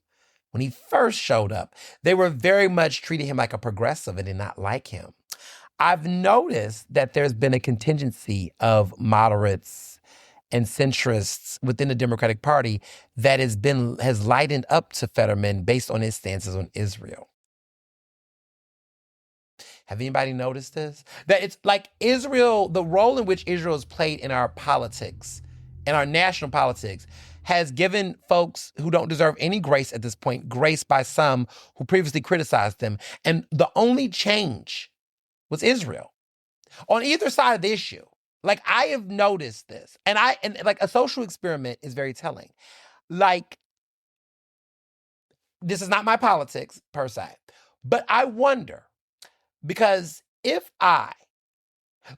anyone at this point, like, there have been a lot of moderate centrist Democrats who cannot stand me, okay? They don't like me. They don't know what to do with me. Progressives don't know what to do with me either, child. They because I can't be controlled. I can see clearly on bullshit. And everybody's bullshitting at one point in one way, which or other, right? Like, nobody's exempt. Like, I'm an equal opportunity critic. I have been. It's interesting. And anybody, like, my conscience is clear. My conscience is clear because my consistency has been clear and real and been real. My conscience is clear because my consistency has been real. I can live with my decisions and my stances because I know that it's operating in good faith. Other people can't say the same. You can see the hypocrisy. You can see the inconsistency. I'm very clear on what I believe in and what I like. And that is why, for over a decade, people have followed me, even when their opinions and mine don't align, but they can consistently follow me because they know that where I stand on an issue comes from a genuine place. Seriously. And sometimes history is on my side. It may not be exactly in the moment to where I'm like, come on, prove me right. But time will pass and it will show itself. And even when it don't, I can be able to say, in the moment in which I knew what I knew, this is what I believed. And I can be able to say, hey, I don't believe like that anymore. I stand corrected. But that is life. That is what maturity looks like. And sadly, there are people that do what I call the Maury flip, where the moment they are found, the information does not support their thoughts, they run and they hide. You are not the father. And they leave. They run. They go hide. When they could just simply say, you know what? You're not. And I'm sorry. I'm sorry. I didn't know. I apologize. Or you know what? This is what I thought and this is what it is. Right? And they stand with that. We don't do that. We don't do that now. And it's very concerning because as taxpayers, as voters, as citizens in a democracy, we're supposed to learn and grow and evolve together. But people's ego and fear and shame has blocked them from being able to acknowledge those realities. Look, when elections happen, you can like a certain candidate, you can support a certain person. But when the election changes, the results changes, you have to sit down and acknowledge what those realities could be. Doesn't mean that you change how you feel, but you can understand the nuances and complexities of the situation. The best way to avoid not having a Maury moment and running off is by being clear on the risks and the stakes with everybody involved. I'm never completely blinded by any politician. Like, that's fascism, in my opinion. I'm never blinded by anybody I like or maybe not like. I can see their strengths. I can see their weaknesses. I can see what is wrong with them and how they move. On every case, okay? Like, the record is there. Like, I've been doing this for a long time, and it's very disappointing that there are people that I've trusted that has shown themselves in ways that has been very deceitful. And so on this issue with Israel, like, if I was a disingenuous bad faith actor, right, I know that if I just simply said I support what the Israel government is doing in Gaza, I don't. But let's say I did. Let's say I said all that. A lot of moderate centrists that literally do not like me for anything else would change the way that they would talk about me simply because of my position on Israel. Easy. Like, if I just became a very pro-Israel voice that had problematic, fucked up ideas anywhere else, I know that there will be a subset of people in this political sphere that would easily give me grace simply because of that stance. That's a problem. That's a problem.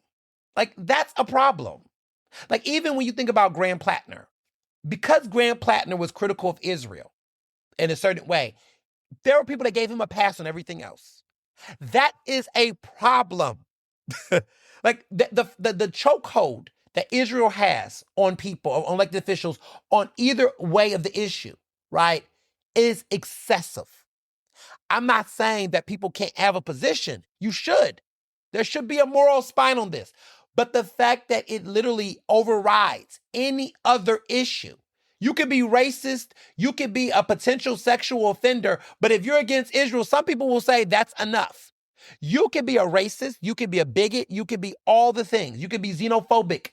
But if you support Israel, they'll let you slide. Like, that's not okay. This issue has been overexploited to the point that we can't even see past anything else.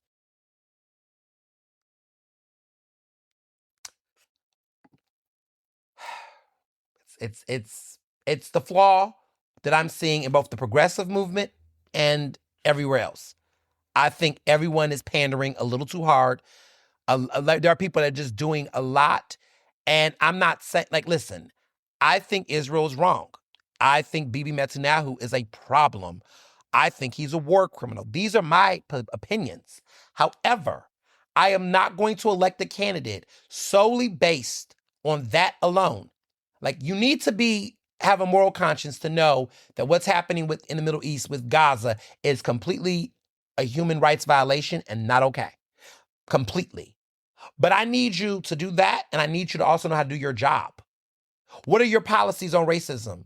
What are your policies on economic mobility? What are your stances on environmental health? What are your stances on believing women and protecting women? Graham Plattner is trash, y'all. He is. And I'm not going to just go up for him because of one issue. No. The same way I cannot sit up and act like Jeffries is exempt from critique. We need to demand better from everybody in this issue. And that's how you get blue MAGA, right? That polarization. And so there is some divides within the Democratic Party on this issue. And I just think we're going to see some serious issues in these. I mean, I don't know how it's going to impact the midterms, but when we get past the midterms, it's going to be interesting to see this issue. If we don't find a way to really, it's hard to say this without people misinterpreting words, right? I think the pressure to demand better in our foreign policy is essential. It is. However, we cannot be so caught up in this particular issue that we allow other evils to take off. No one issue should define our inability to demand transparency and accountability on any elected official. Can we all agree on that? Let's nod. Let's take that over. Let's do that pinky together, everybody. Can we all agree that one sole political issue should not exempt anyone else from accountability and transparency on other issues? So if you are pro-Israel, if that's your choice on this particular matter, not mine, but if it's yours, okay?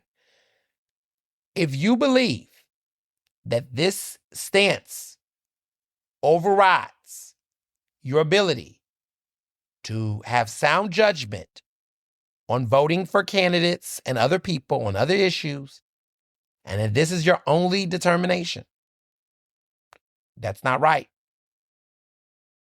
I am not going to elect a homophobic, transphobic, sexist, bigoted, progressive, which is ironically saying this, or elected official who's against Israel. I'm not going to elect anyone who's pro-Israel that is racist, sexist, bigoted, and xenophobic. I'm not doing on either side. So what I'm telling you all is I'm not going to let this issue be the sole issue for me, because as a Black queer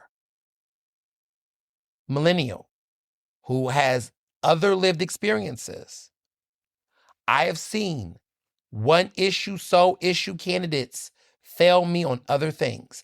I will never vote for a one issue candidate on any front. On any front. Let me be very clear, on any fucking front.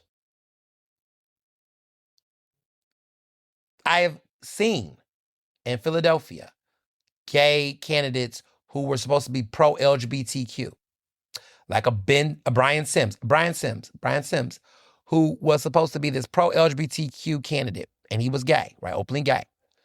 But this man was very passive on acts of racial discrimination. This man had other problems in his politics that was harmful to Black queer people like myself. So no, I can't vote for him. And I will not let any candidate with any sole issue. There has been candidates have been, progressive on racial justice, but transphobic and homophobic in their personal lives and did not want to advance those issues. You can't be Black Lives Matter, but don't have an intersectional lens. So that's how I move on all these issues, not just Israel, but all issues. And we all need to take a step back and really catch ourselves. I'll leave it at that.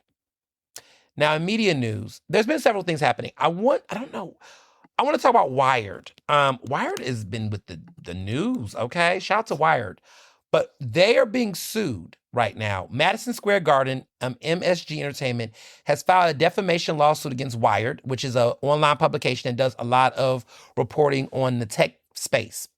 In July of 2026, there was an expose that came out that basically reported that there was an internal talent database that contained entries of over 400 high-profile individuals. They were nearly 100 of those people were marked LGBTQIA, and others were assigned quote-unquote risk scores that restricted their access to that venue. And so Madison Square Garden is suing Wired, alleged that they used stolen, hacked data to manufacture a quote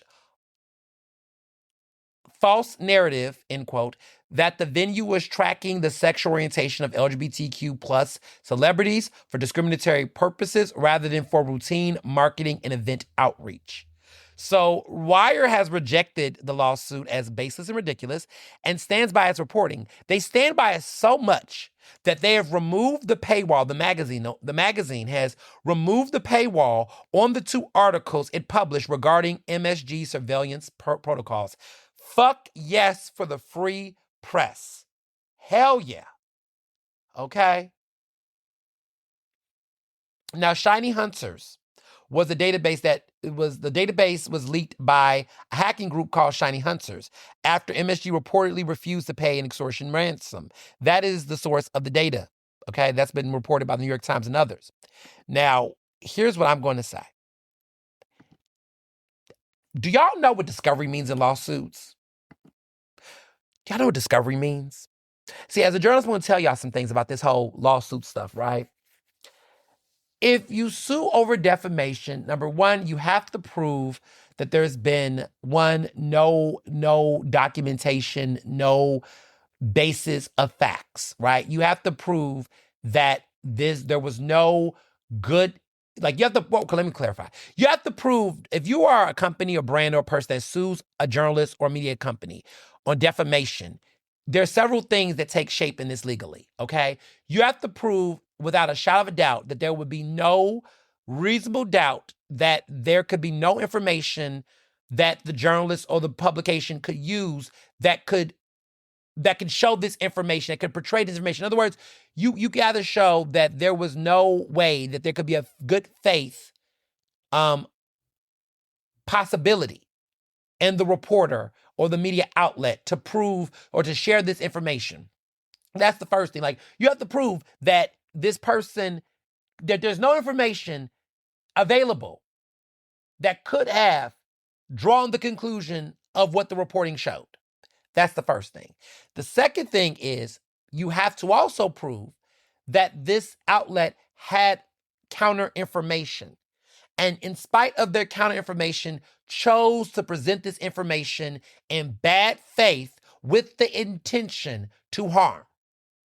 That's a very big fucking deal, y'all. Okay? You have to prove ill intent. And then lastly, right, you have to prove some level of actual material harm. What did you lose, Madison Square Garden, or anybody? Did you lose jobs, contracts? Was there some real reputational harm, material harm? Like, did you actually lose something from this? You have to prove that as well, okay? The second point is the bigger point. right? The proving ill intention. Why? What? I'm not a lawyer or attorney, but on the outside looking into this, Madison Square Garden is going to lose this case. They're going to lose this case, as they should. Because I'm curious, what does Wire benefit?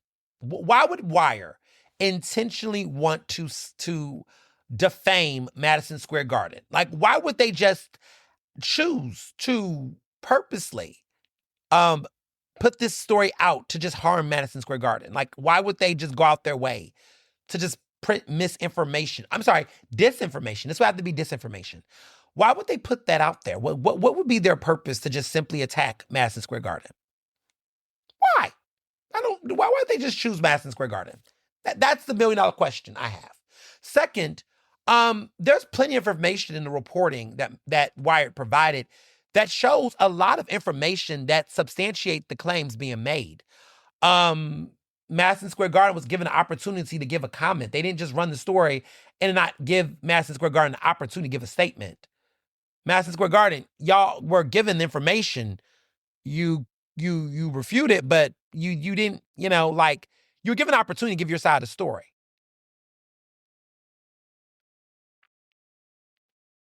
So it wasn't like they just ran this story and there was no information.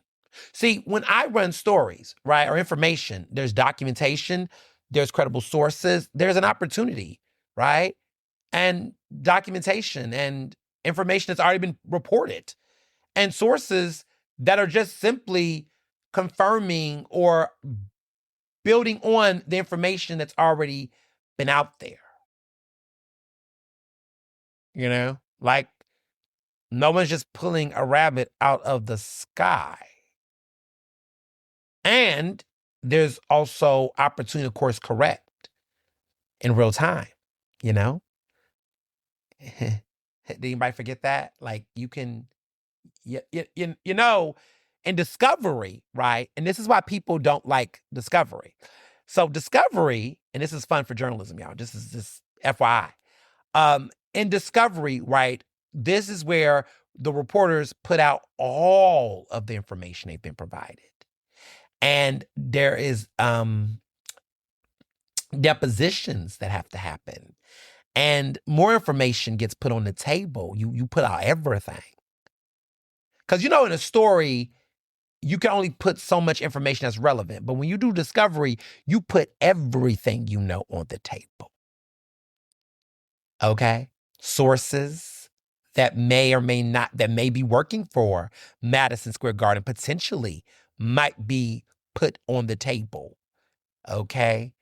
Like, it all comes out in the wash. And so a lot of times, y'all, I know that when I report on certain stories or talk about them, I know that members of the certain administrations, per se, would never want to go there because it will expose people in the administration that might be leaking the information. And a lot of people will be losing their jobs and could never work in politics again. Let me be very clear that when I tell you I have deep sources, baby, and information that I know that I choose not to share. If Discovery was to knock on the door, I am telling everything. Because what you're not going to do is act like I lie intentionally, that I am just making stuff up. I don't make anything up. I don't make a damn thing up. Listen, I tell you all the time, what you all get from me is like maybe 10% of what I know. 90% of what I know, I don't even put out there. But if Discovery was to come on the door, baby, it's all coming out. And a lot of people would be fucked. So that's why it's very important that when people threaten journalists with the law, baby, bring it on if you want to, because it will all come out. And some of the people that's in your own cabinet would be in trouble. Those are just facts. Like my information, the information I get, elected officials tell me. Emails from staffers Baby, I get the real receipts. Screenshots from text messages and group chats. Baby, I get the receipts. I don't put that information out because that would expose my source. Sources. Okay? If I was to go that far, it would actually incriminate other people because they have violated non-disclosure agreements, right? Within the organizations and the companies and administrations they work for. So we do this to protect those sources. But let's be very clear. You put it on Discovery and everybody want to act like they don't know what's up. Baby, receipts will come out quickly. Emails, documents, memos, termination letters, contracts, RFPs. We have them all over here. And I know that Wired reporters, they have to fact check their stuff. They got receipts that y'all don't even know about. Madison, child, y'all in danger. Y'all go drop this lawsuit right now. Go drop the lawsuit. Don't do it to yourselves because it's going to be worse. It's going to be worse. Like, we're going to find out who's all on that list. We're going to find out all kind of shit. And we're going to find out employees at Madison Square Garden that actually ratted. Because don't think that Wired did not talk to reporters, did not talk to people in that damn office. Y'all are in trouble. This is embarrassing. But this is what happens when ego tries it. This is what happens when ego tries it. Y'all better look up the First Amendment rights. Y'all better look up Supreme Court laws on it. It is very hard to sue a media outlet, especially a credible news source, not a tabloid, right? Tabloids are different. Gossip blogs are different, okay? But actual credible news outlets, they have to fact check, verify the information. It is very hard to sue them for defamation. It's very hard.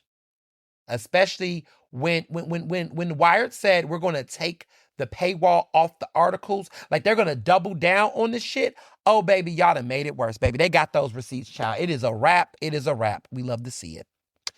Shout out to Wired. Now, quickly, Streamer University, because I want to get into local politics. But Streamer University, I don't know if y'all been hearing about this Kai Cenat Streamer University thing. Everybody's been talking about these auditions. Kai Cenat is a very viral streamer. He's Black. He's young. He is, I believe, a young millennial. He might be a young millennial, I believe. He's an American online streamer and YouTuber. No, actually, no, I'm sorry. Take that back. He is a Gen Xer. He is 24 years old. He is a Gen Xer. No, Gen Zer. Sorry. Okay, Gen Zer. So he's younger than millennial. My brother is a Gen Zer. My brother is 23. Kai Cenat is, he is 24. He'll be 25 in December. So he is a Gen Zer. And he's very influential, very, very much influential in the online streaming space. He's been going viral about his Streamer University. It's been viral. There's been a lot of talks about the content. There's been lawsuits. There's been a lot of things. Here's my thoughts that really fascinates me about it. And this is an interesting take that I don't think anyone has said about this entire experience. So let me back up with the experience for those who don't know about this. So he's a streamer. The streaming has been a thing that Gen Zers have been hyper into. Some young millennials are too. But pretty much these streamers like really film themselves out for like long, extenuous hours for content. Lots of millions and millions of young people are watching these personalities and their journeys and their bizarre stories as cameras really follow them. It's kind of like the real world, but hyper in your face for like nonstop. Like it's extreme. And these people have built personalities around it. They've made money, endorsement deals. They have massive eyes looking at them. They are critics on video games and TV and movies and different things. And they have built massive followings and celebrities have flocked to them. They're like the new wave of entertainment in our digital landscape, okay? So Kai Cenat is one of the most prominent, most influential ones. I mean, there's the other guy, iSpeed, I believe. iSpeed, I think that's what he goes by. His name is iShowSpeed. That's his name. He's another major streamer that has been global. And yeah, he's a big deal too. He's 21 years old. Okay, so he is young. He's 21.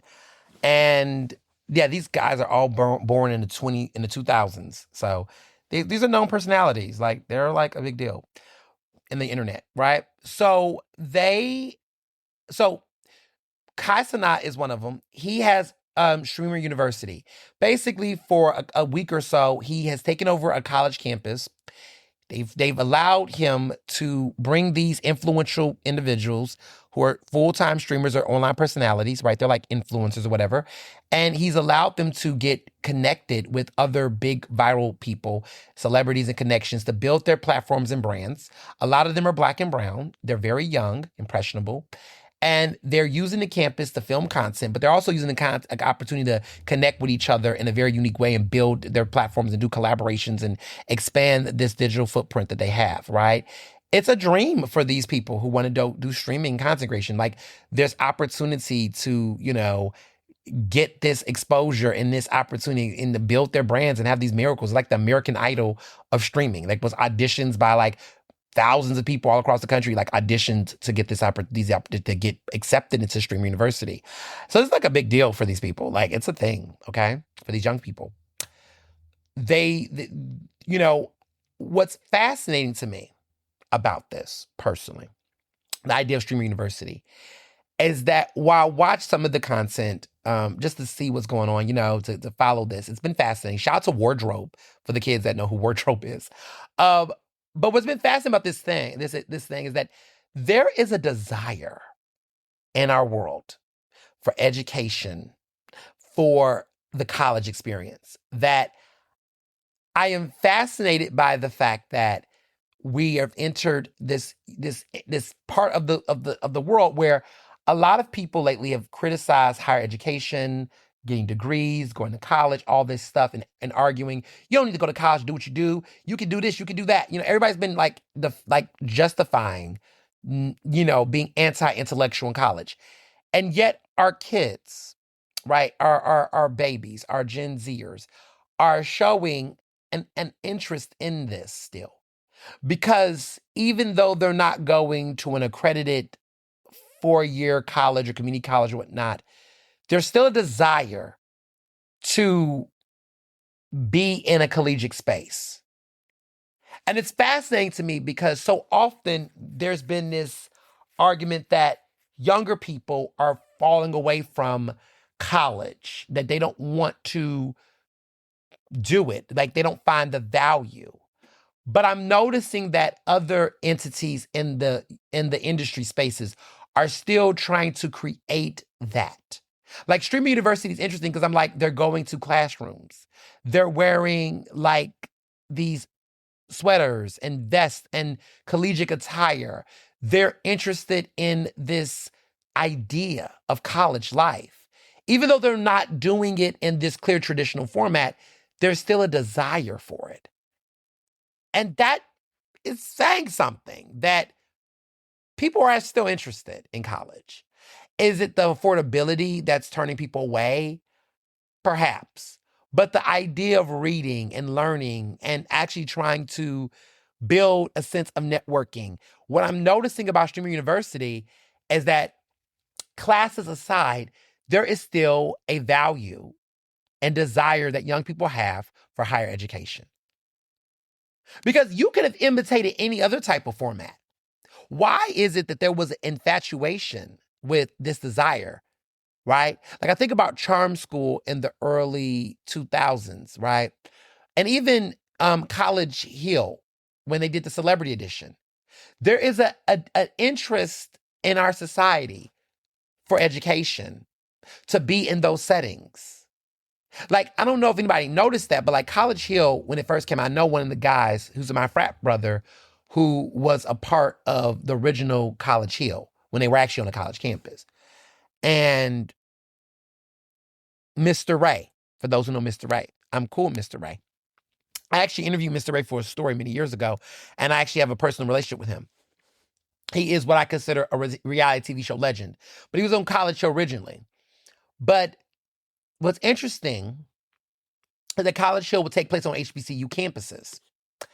And when they brought back College Show, the Celebrity Edition, they went to HBCUs. And these are celebrities, many of them who do not have a formal college education, but they were having their reality show experience on a college campus and going to classes and whatnot. And so there is a desire in our society to have this college experience, like to be amongst each other.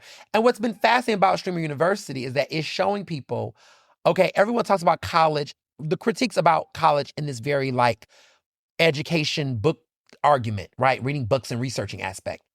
But what I find is that the joys in which they're having at Streamer University, the community, the connections, the school spirit, the mascot, the fashion, it's part of the overall college experience that we oftentimes don't hear enough people talk about. The socialization, the level of maturity, the debates, all of that is happening at Stream University. And I find it interesting because in many ways, they're promoting higher education simultaneously without realizing it. And I'm fascinated by it. Like, it's my younger brother who is 16. Of course, he wants to go to college. But he, like, knowing his experience observing Stream University has him even more interested about college in a way that the conversation about college has been interesting lately. And I find it that media can have the power to do what people might not even know intentionally. That I wonder that while Streaming University, like all these people that are watching this do not probably want to be streamers or don't necessarily want to, I wonder if it is doing what it's doing for my younger brother, which is my baby brother, which is getting him interested in college in a different way. Just a thought. Just a thought. Because Kai Cenat, I don't know if people may not follow him, but there was a period of time where he wanted to really get deep into literature and reading and fashion and things of that nature. And he's got back to streaming. But I think there is a level of curiosity that young people are starting to have. That this idea, it's like a Pinocchio thing, right? You know, they wanted to go to Pleasure Island, right? Treasure Island. They wanted to go to Pleasure Island and have fun and not be a real boy and play around and be jackasses and, you know, not have to go to school and do anything. But then there's a part of which there's an aspect of like that world. If you Pinocchio is such a consequential Disney film. I think it gets a lot of praise. But I think when I go back and like I encourage you, watch the classic Disney version of Pinocchio, like the 1940 version. Walt Disney's second animated classic after following Snow White and the Seven Dwarfs. Watch it on Disney Plus. Watch as an adult and the symbolism and the like. I watched it recently and I was like fascinated by it. Like I'm like, wow, there's so much value. And I think we're watching a Pinocchio phase in Gen Zers and in society that they revolted against the idea of growing up and being a real boy or being a real adult, right? And I think there is a realization that like chaos is happening. And I think people are getting exhausted by it. Like they're getting exhausted by it. Like this lifestyle, like this reality of like no formal education, no desire of intellectual curiosity, like no structure, no formality, no like civic engagement. I think people are realizing, okay, this is not fun anymore because people are dying. People are getting diarrhea. People are becoming delusional. And this ain't it. It's getting diabolical. And so I wonder that in all of the chaos, do we get to a place of sanity? Do we return back to sanity? And what will it take? Oh, I love my next book. It's happening. We're watching it. And this is, yeah. So that's my thoughts on that. Now, to the budget, to local politics. We have some state budget drama. You know, I think that there's a lot going on. The Pennsylvania state budget, I talked to y'all about it, you know, last week that there was going to be more details. They passed the budget. And I think there's a lot of questions that need to be answered. There's a lot of it, right? So let's be clear. This is a $50.8 billion state budget. There was bipartisan support around public education, infrastructure, But there's some structural deficits and some budget maneuvers that still got people on their edge. So before we get into that, let's talk about the pros, right? Everybody's talking about the public education. The city of Philadelphia got over $50 million and some state funding for public education, which is a good thing. Hundreds of millions of new adequacy funding for basic education, special education, career, technical education, school safety, mental health. Pretty good, okay? There is some good infrastructure improvement. Build it better, right? $775 million is going to go toward rebuilding, improving local roads and bridges, and we need that, okay? We don't need no more potholes. There's some relief and some support, okay? There is some cost of living adjustments for over 80,000 retired public sector employees. This is your teachers, your firefighters, and the police. And there is some targeted tax relief as well. There is some tax continuity, which I like. Y'all know I don't like any new taxes, okay? There is no new broad taxes for taxpayers. So they did avoid raising broad taxes on residents. There are some reductions in the corporate net income tax. So we are seeing that. There is some consistency there. However, there are some cons, okay? There is a structural deficit, okay? $50.8 billion. Yeah, there is a structural deficit. We are spending more than we're earning right now in Pennsylvania. The Commonwealth of Pennsylvania is spending more than it's earning. And there continues to be a projected multi-billion-dollar tax structural deficit that can lead to future tax hikes. So we're going to end up paying the cost of that down the road, allegedly. Possibly, okay? Possibly. There are some budgetary maneuvers, okay? They did not tap into the rainy day fund. That is important. We do have a rainy day fund.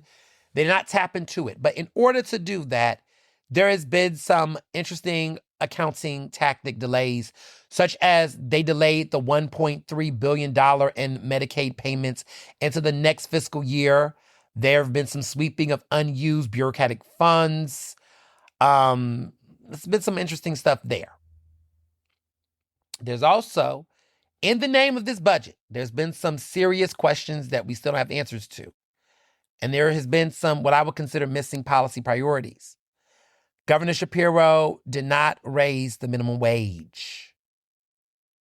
No, he did not raise the minimum wage. Remember how much we talked about raising the minimum wage? It ain't happening, y'all. They don't want to talk about it. But there was some accounting tricks here. And it's only balanced because of those accounting tricks. But they are not raising the minimum wage. We do not have a long-term public transit funding package. We don't. We don't have one. So SEPTA, or as some people that listen to this podcast say, SEPTA. We don't have it over here. Remember legalizing adult use cannabis? Remember how Shapiro was talking about legalizing cannabis?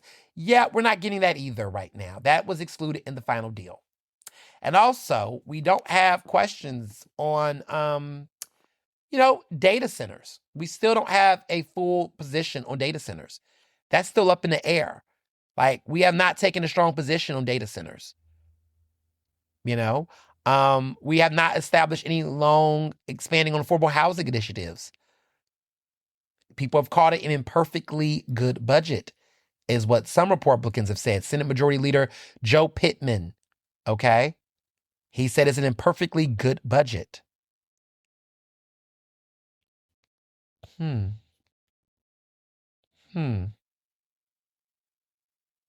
Now, there were 4 Republican senators who voted against the final budget, and there were 2 Democrats, Nicole Savall from Philadelphia and Katie Month from Montgomery. Those were the 2 Democrats that voted against it. Nicole Savall said that the budget reflected, quote, major progress, but that it didn't address, quote unquote, critical issues such as affordable housing, public transit, and energy costs. He said, quote, I believe these are issues that we cannot defer at this moment, and these are issues that our constituents do not want us to defer. I agree. Very interesting. But I told you all that I was going to follow up on that budget because I was happy it passed. I mean, but then I was like, what did we have to do? So, very interesting on that. Now let's talk about Philadelphia right now. Let's talk about Chester. Let's talk about the environment. Let's talk about all the things.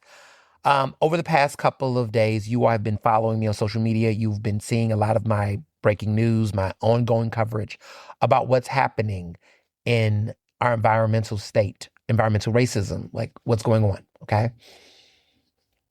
Let's talk about it. While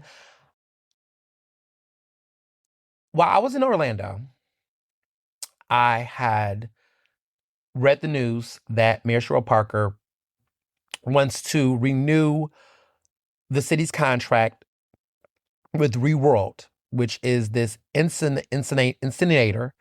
They're a company that burns trash. And she wants to renew this contract, this multi-million-dollar contract with Reworld. And she wants to do it. She wants to continue to burn our trash in Chester. When I saw this news, I was heartbroken. I was very disappointed because I have not really spoken about the situation because look, everyone says, oh, Ernest should go after Mayor Parker, yada. Okay, whatever. But I wanted to, in good faith, watch the process unfold. I didn't want to just jump out and say, the mayor is bad, the mayor's wrong, blah, blah, blah, blah, blah. Because the contract, from what I was told from those within the park administration, was being reviewed and to watch the process play out, okay? I knew that council member Jamie Gauthier had been very critical on trying to push the mayor to act. And some people felt like she was jumping the horse, that she was acting rather hastily. They were talking about Gauthier, saying, look, she's going, she's pushing this, but that this is putting pressure on the mayor. The mayor is going to make the right decision. Like, let the mayor figure it out. Let's not, that was what was the conversation. And I felt like, look, there's a lot of other issues currently happening where the mayor has made permanent decisions that are not good. And let me address the mayor on policy decisions that have been finalized and moves that have been finalized, right? Like my mindset has been not to be critical of the mayor on decisions that are currently in place. So if y'all have been following my good faith reporting on this and on the administration, and the same thing with Kenny. I mean, I think in some cases with Kenny, I was more aggressive on trying to be critical about the thought processes before decisions were made. But my rule of thumb with the park administration has been that when decisions have been finalized, that is when I can then weigh in on what led to the decision, what went wrong, and what does this mean for Philadelphians and voters and taxpayers. That has been a rule of thumb I've done. A lot of people have not given me credit for that. I've acknowledged that, but I want you all to understand my thought process. For example, before the mayor made the decision to support the arena, I made my thoughts known that, hey, I don't agree with the arena. But at the end of the day, I did not give any personal thoughts about the mayor's positioning on it aggressively until the decision was made, because I wanted to respect the mayor's team and let them figure it out. Sometimes I think in certain situations, the press can sometimes weigh in a little too early before decisions are made.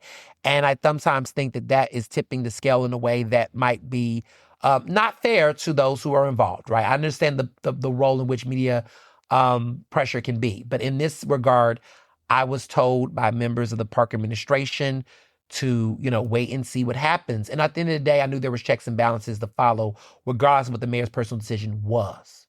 Okay, because the mayor does not have the final say on whether Reworld gets this contract. City council do, and that's and if the mayor had the final say on something without any other checks and balances, I would have a different conversation. So let me be very clear on that, right? So for example, when the mayor decided to do the contract and take Wow Wow Welcome America out of the 4th of July concert, right? Yeah, I weighed in because that was the mayor's decision, and that was the city council didn't really have a say or a vote on that contract, right? Because they don't get the vote. The city council gets a vote on any multi-million-dollar contracts that are multi-year. So if the contract is within less than a year, the city can have some sway on making an individual decision. But if it's something that is going to cost taxpayer dollars a substantial amount of money for an extended amount of time, the mayor does not have the ability to vote on that solely. She can't make the sole decision. So that's some information just to keep in mind here, okay? So, for example, the decision to do the 76ers arena, the mayor can put her stamp of interest in it, right? But she doesn't get to just do that decision without the involvement of Philadelphia City Council. So when the mayor made the decision, I didn't agree with it. But I was not very critical of the mayor on that decision. I was critical on City Council, how they would move because they had the decision-making process. And it was important to report on that, okay?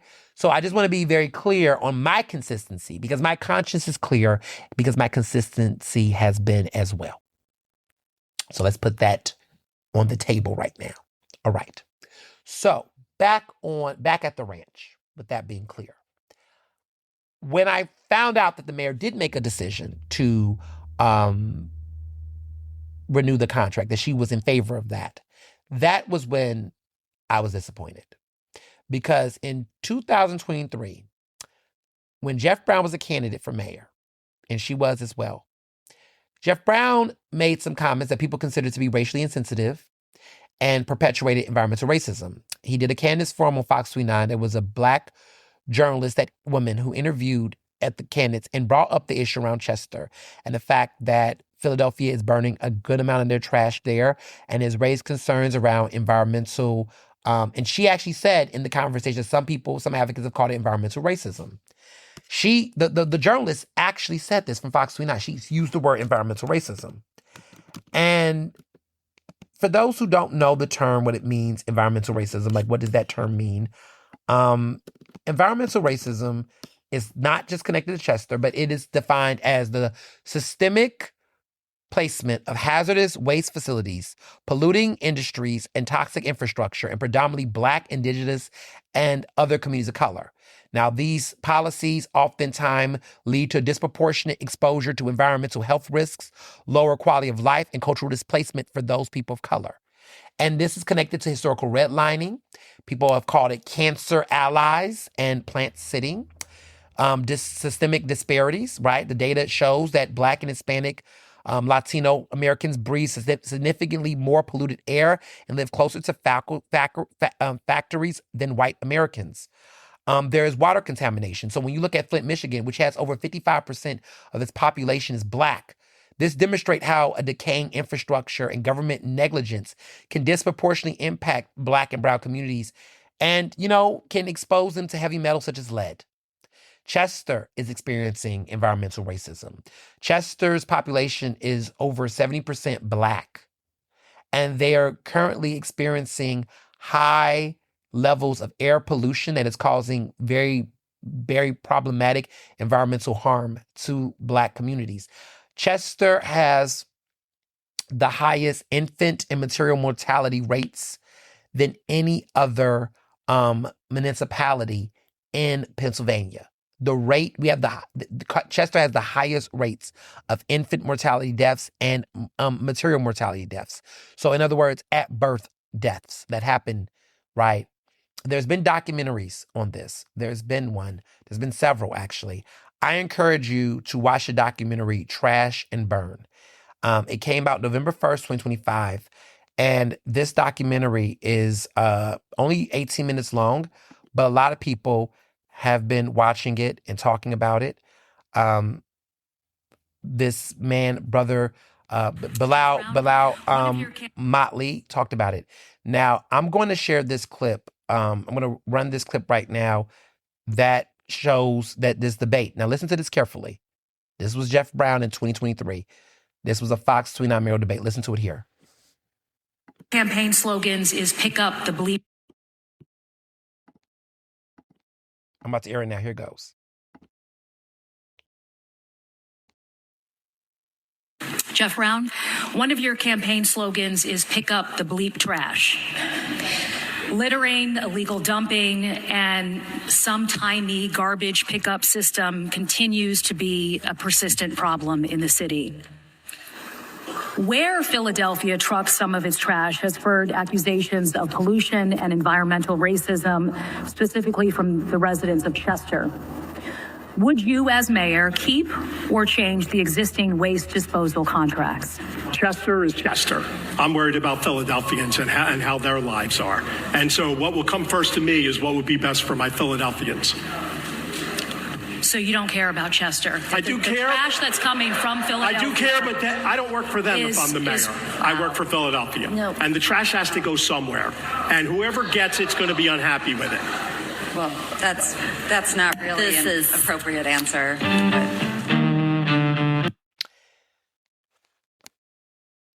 Mayor Cheryl Parker was very critical of Jeff Brown's statement and entered race into the conversation, rightfully so.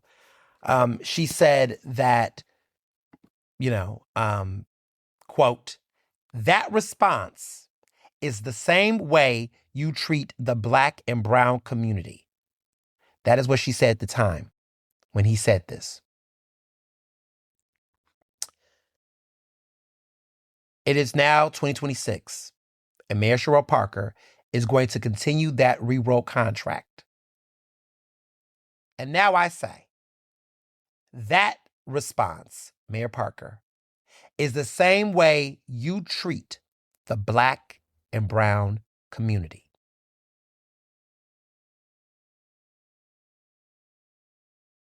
Philadelphia sends more than 400,000 tons of garbage to that trash incinerator every year.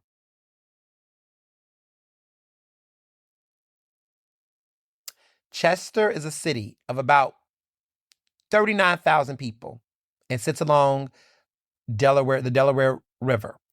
It is 72% Black according to U.S. Census data.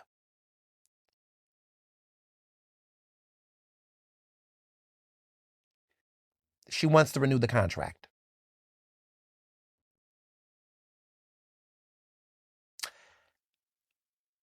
The largest trash incinerator in America is in Chester County. Philadelphia burns 40% of our trash there. The other 60% is landfill. Air pollution is the biggest issue. This toxin creates all types of health issues and concerns that are unfathomable and unacceptable. And there's been a lot of deflection and dismissal on this, but we're at a point where it is hard to ignore.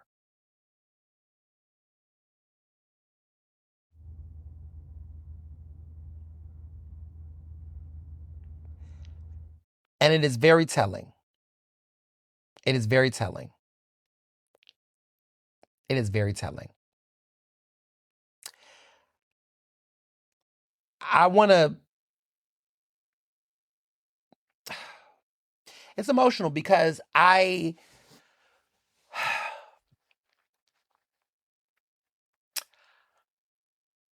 just felt like, look, when you know better, you do better. This administration knows. This administration knows what they're doing by making this decision. And it's been heartbreaking to witness this in real time. It's been heartbreaking to witness this in real time.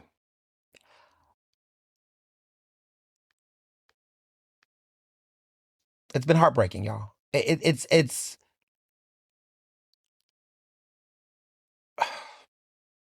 I'm going to take my time. I got to take my time because this is hard. So when I got back to Philly from Orlando, we were a code red in the air quality. And no, were we code red? We were code, yeah, we were code red. Code red? Code orange. Code orange? No, code red. Code red. It was code red when we got back, which is very bad for the environment, okay? Code red. And then I saw this and I said, hold up.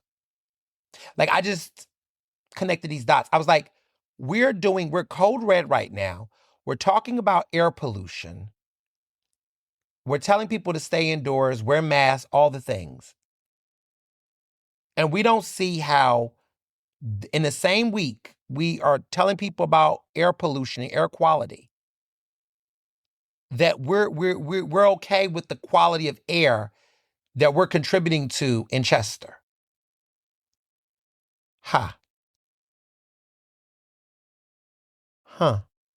Like, make it make sense. Philadelphia is considered the asthma capital of the nation. And so I'm sitting here and I'm like, okay, I got to say something.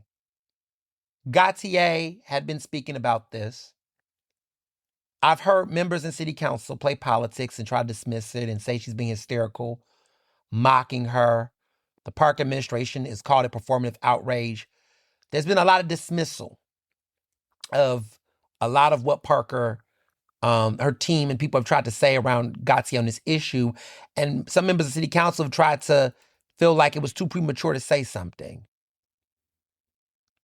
But in my consciousness, I could not fathom being silent, knowing this information, knowing what's happening, and find it ironically odd that we're telling people in our city, be careful outside, stay home, close your doors, the air is bad.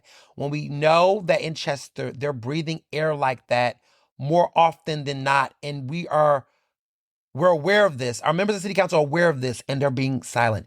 I was disgusted. And so I used my platform and I spoke up. And it went viral. And it went viral. And a lot of people have been concerned. And then the sycophants came. The park administration sycophants, the political stance for the park administration. Oh, they have come. And you know who they are because you've seen them. And they began to start gaslighting. They began to start saying all kind of crazy shit. Crazy shit, y'all. The most insensitive shit. Deflection. Like, well, where does Chester burn their trash? Excuse me? What? Like, are you trying to make the argument that 39,000 people's burnt trash is the same equivalency of Philadelphia that has over 1 million people burn their trash? Is that the argument we're making right now? Or how about this? Them burning their trash in their city is their choice and would not even give the same level of air pollution if it was just Chester burning their trash. But everybody is burning their trash in Chester. What's the point? But that was a deflection attempt. Disgusting, right? And these are Black people, mind you, doing this. We also had people going, well, other mayors have done it before. Oh, okay. And that was fucked up then too. Like, we're seeing this. Like, we're knowing about this. Awareness is being raised. And just because, so what do you want us to do? Just let the mayor continue to do it? And I thought the Mayor Cheryl Parker used to say, or has said in her campaign, we're fighting against the status quo. Well, if the status quo previously done it, why can't we unpin that? Especially with a mayor who ran for office, a mayoral candidate in Cheryl Parker, that acknowledged this issue, spoke on it, and said something about it. And now we're going to just, like, now not address it or let it slide. Like, I don't know what the end goal is here. So that was very bizarre. But I digress. So then we got to that, right? So then people kept saying, what are the solutions? Solutions. What are the solutions? What are the solutions? What are the alternatives? What do you propose? What should we do then? To act as if there were no solutions, like the mayor had no other choice, that people are being reactionary, that there have been no alternatives, that people are overreacting and everyone's got issues but no solutions. here's what I want to tell you all, because I've been doing this for too fucking long. There are always solutions, plan A's, plan B's, and sometimes plan C's. There's always alternatives. There are always conversations of them. Don't ever let a company, a corporation, a government agency act as though they only have one option on the table. There are too many legislative aides, government officials, cabinets and administrators, task forces and groups that weigh in, subject matter experts that weigh in. There are always teams that provide a variety of solutions and options. Whether or not they like those options, they need to tell us. The Parker administration needs to articulate to us why they think it is a good idea to burn trash in a predominantly Black county that is going to create hazardous waste and problems. And before you go, did they know? Oh, the fuck they did. In November of 2025, I have I've retrieved documents, okay? Because I'm tired of lying. I'm tired of you all operating in this benefit of the doubt. At some point, evil is evil, and we gotta call a thing, okay? We do. We just do. We have to. So, in November 2025, Dr. Kristen Motley, who has an MBA, the health commissioner of Chester County, provided a report to the city of Philadelphia, which Mayor Parker has seen this report. Philadelphia City Council saw this report. This was in November 2025, this report. The title is Our Era Shared, Why Philadelphia Must Stop Burning Its Trash. There's no wall in the sky dividing Chester and Philadelphia. When trash is burned in Chester, people who live, work, and play in Philadelphia breathe it too. They provided the trash incinerator emissions from Chester. Nitrogen oxides are average amount of air emissions they're producing. They're producing 2.3 million pounds per year of nitrogen oxides, which the health impacts can lead to infant death, asthma, strokes, heart disease, and other lung issues. Particulate matter 2.5, 78,000 pounds per year of that is being done in Chester. Infant death, asthma, cancer, heart disease. Volatile organic compounds, VOCs, 23,000 pounds per year. Cancer, kidney disease, liver disease. Now, our air is shared and so are the consequences. Infant deaths, okay? The national average is per 100,000 deaths in 5 years. The national average is 5.6 deaths. In Chester, the number is 20. In Philadelphia, the number is 7.1. Philadelphia, compared to national average, is 40% higher. Childhood asthma per 100 deaths a year. The national, childhood asthma, not deaths, but childhood asthma cases, 100 per year, right? The national average is 6.3. Chester, the number is 27. Philadelphia, the number is 21. There are over 23 times worse the national average in Philadelphia compared, okay? Cancer deaths, it's 146, the national is. In Philadelphia, it's 190. We do not have the numbers in Chester of cancer deaths per 100,000 per year. We don't have that number as a question mark. But in Philadelphia, it's 190. We don't even have the number in Chester. It is 30% higher in Philadelphia on the national average.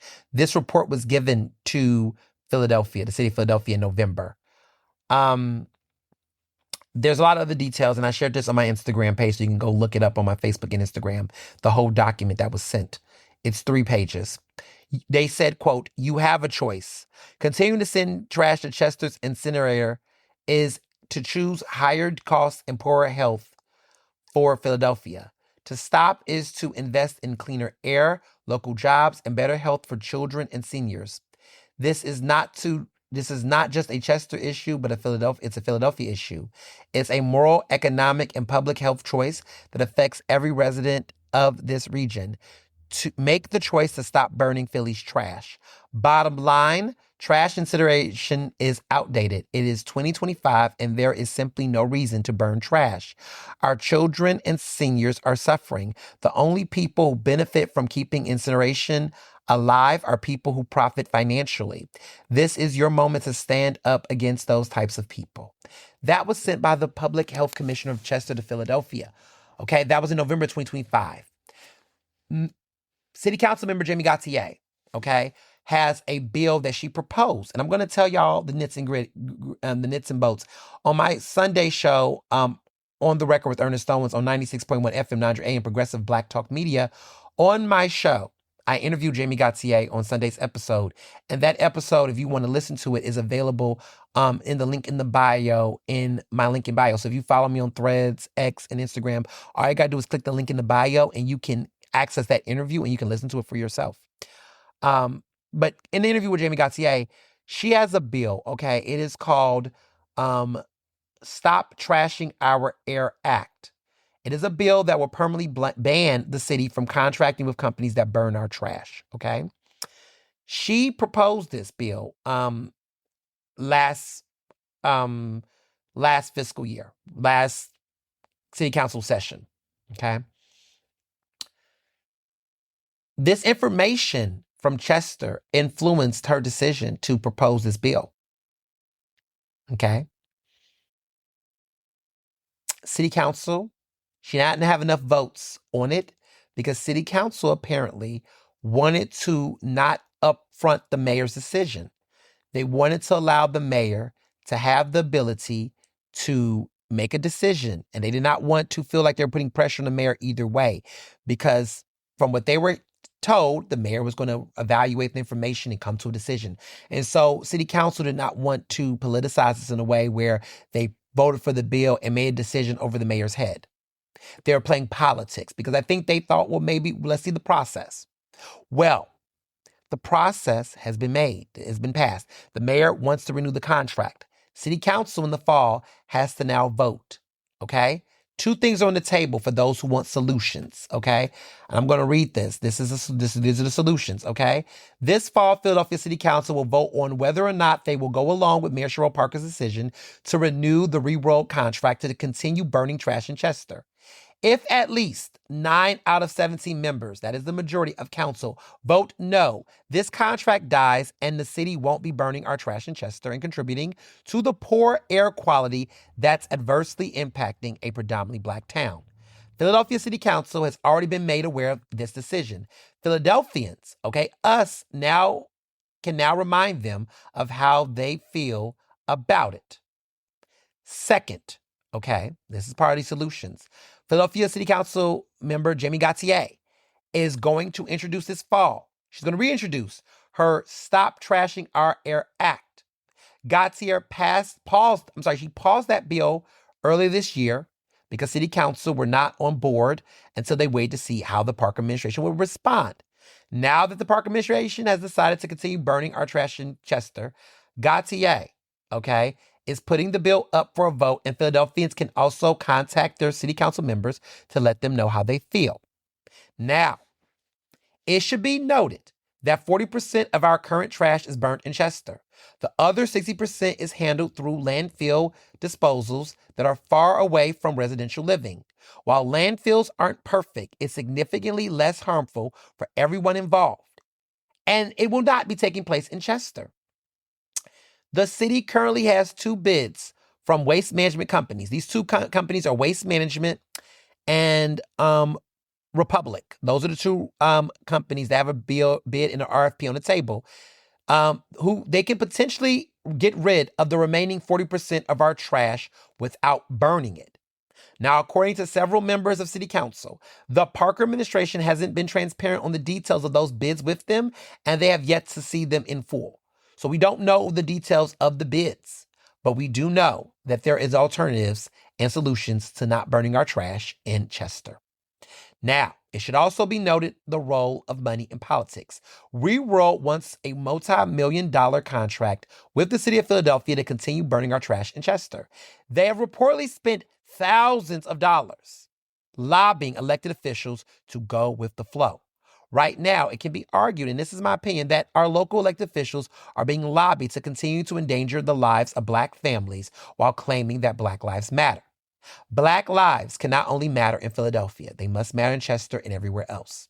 Mayor Sherrill Parker reminded Jeff Brown of this during a 2023 candidates debate when he infamously said, quote, "The trash got to go somewhere." So in other words, the city of Philadelphia already knew, which is why it's been quiet on the creek from them this week on this matter. Several of them are playing politics and trying to avoid accountability on this issue. We are witnessing a Flint, Michigan situation play out in front of our very eyes. The mayor of Chester sent a letter to the park administration in late 2025 expressing concerns over this. The health commissioner of Chester sent a report outlining the concerns as well. They know the solutions are on the table. It's time for Philadelphians to now speak up and let them know how we feel. And I want to also say this. When powerful individuals in politics publicly ask everyday citizens for solutions to big problems as they have no clue, they're insulting your intelligence. It's a form of gaslighting to deflect from legitimate accountability. They will move the goalpost, create new barriers and scapegoats to protect their self-interests. Be mindful of the propaganda and weaponizing of identity politics during this time of political desperation from the Parker administration. The saxophones are getting louder. They are. They are. It's getting very, very shady out here. It is. There used to be a time where we could find common ground, but it seems like this is not the case. I want Philadelphians right now. A lot of you all are taking selfies with these city council members, shouting them out, engaging with them. You got their cell phone numbers. Some of y'all got their emails. You follow them on social media. You see them at your community events. City council has the ability to change their minds. State representatives, they're trying to stay out of it low key, but they know this is wrong. But city council has options on the table. Use your voice to tell them how you feel about this. We can stop environmental racism and the complicity of it from this city in Philadelphia. We can play our part in this, okay?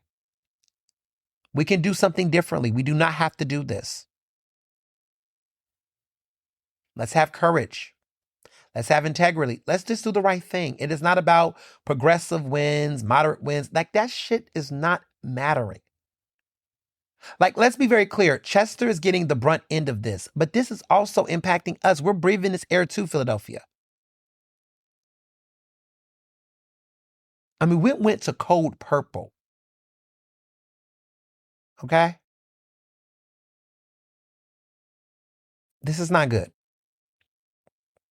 And we can change this. So it's on us.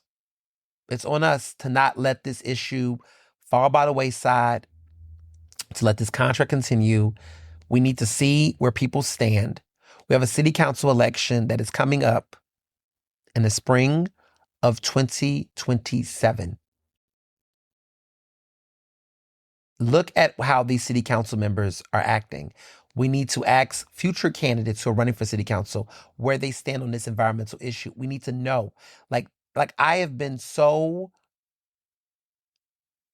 woke on this. Once you hear these stories, like I was in communication with the public health commissioner of Chester this weekend. Like, I've talked to community members and advocates. This shit is crazy. Like, we would not allow this in Rittenhouse. We would not allow this in Chestnut Hill. We would not allow this in Mount Airy. Why are we allowing this in Chester? We would not burn our own trash in Philadelphia. Like, we would not burn it and let this happen in our own. So why is it okay to happen there? Now, there has been some reports of fiscal papers from the city that argue that between $6 to $15 million potentially will be the cost if we decided to relocate. That is what has come from city papers, not the park administration. They have not produced fiscal papers, to my knowledge, talking about the cost, risk, benefits. But I don't give a fuck. I would rather spend $6 million trying to save Black lives. Like, how much does it cost? Like, is there a price tag? We have a $7 billion budget. I think that is good money well spent for everybody involved, not just Chester, but even us. This city's supposed to be a cleaner, greener city. How is this greener? How is this cleaner? You can take the trash off the streets, but if the air is bad, I mean, what the fuck? It doesn't sit well with me. It don't. Like, we are literally watching environmental harm, and we're complicit in it. In our own backyard, this has to stop. And we can be different. And those reworld lobbying dollars, like, let's stop. Like, I saw Aaron Brockovich. It's one of my favorite all-time movies. Julia Roberts is incredible in it. And it's one of my favorite movies when I was growing up. Like, it made me cry, like, watching it. And I tell you, I was an emotional, like, ball this weekend. I was, like, inspired. Like, I was just watching it, and I was just like, this is the shit we're talking about. Like, this is the shit, y'all. Like, this is the Aaron Brockovich. Like, we're dealing with something like this in our own backyard. And history will tell us, where are we in these moments? Like, I always told myself, like, when I saw all the Flint documentaries, I was like, if that shit was going on, man, what will I do? Did not realize it was going on right now in Chester. I didn't know. And now that you know, you can't turn your back on it. You just can't go, oh, well. You can't just go, decisions have to be made. Because let me be very clear, y'all. If they will do it to Chester, they will do it to us. Some argue they already are in certain parts of this city.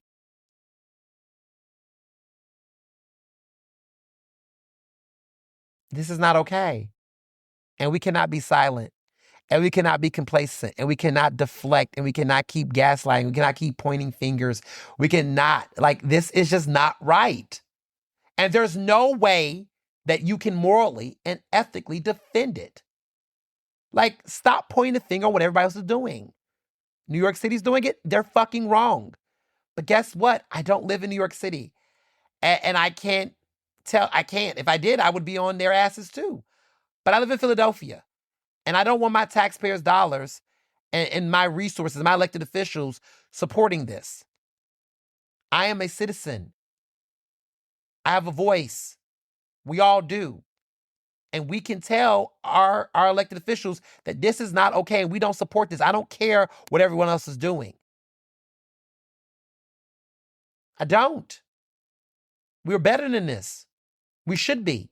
If this is about going against the status quo, shouldn't we set the standard? Can we?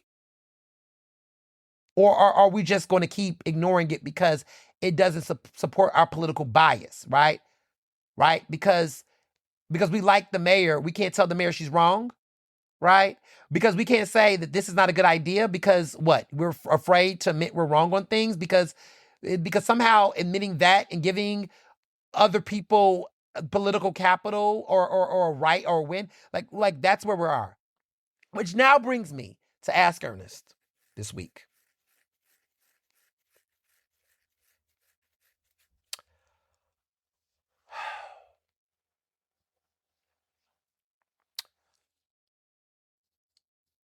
Political stand-up is at an all-time high in Philadelphia right now.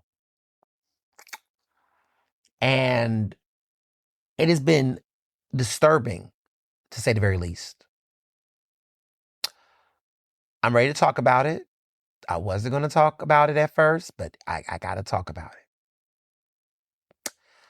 I have lost a very good, close friend.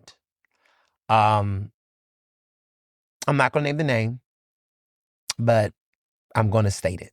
I got to say it. This person, I've been friends for nearly 10 years.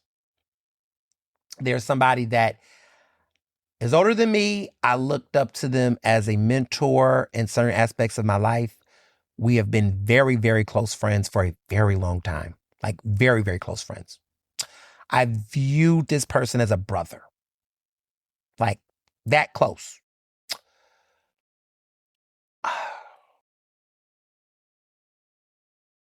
They made a decision to work for the Parker administration. So, look, I'm not saying the name, but some of y'all are like, oh, I know that. We're not doing that because that's not the point. And I have to admit that them choosing to take this job has changed them. And I feared that it would. It's like you try to have civility, but the pressure of that administration in our relationship created a divide. And there was an act of betrayal, several instances, but recently some betrayal that has now kind of cut the relationship, the friendship. It's broken the friendship at this point right now. And it is very sad. It is very sad because you're watching somebody before your very eyes be co-opted. You're watching their principles, their ethics for a job, for survival. And I know people got to make a living. I know people got to feed families. And it's a moral dilemma, right? Because you're watching somebody do things that you know deep down inside is not who they are and what they really believe in, but they are in a very desperate space in their professional life and career life that they have to make a decision. And the decision has now led them to harming their best friend in ways that are disingenuous and intellectually dishonest. And it has been hurtful to watch. And it's been very sad. It's very sad. I'm not going to pretend like it has not been disappointing. And you all have seen it. Some of you have seen things, and I know you've been in my DMs. You're like, wait a minute, ain't that your... And I've been quiet because I thought maybe things could get better, but things continue to remain the same.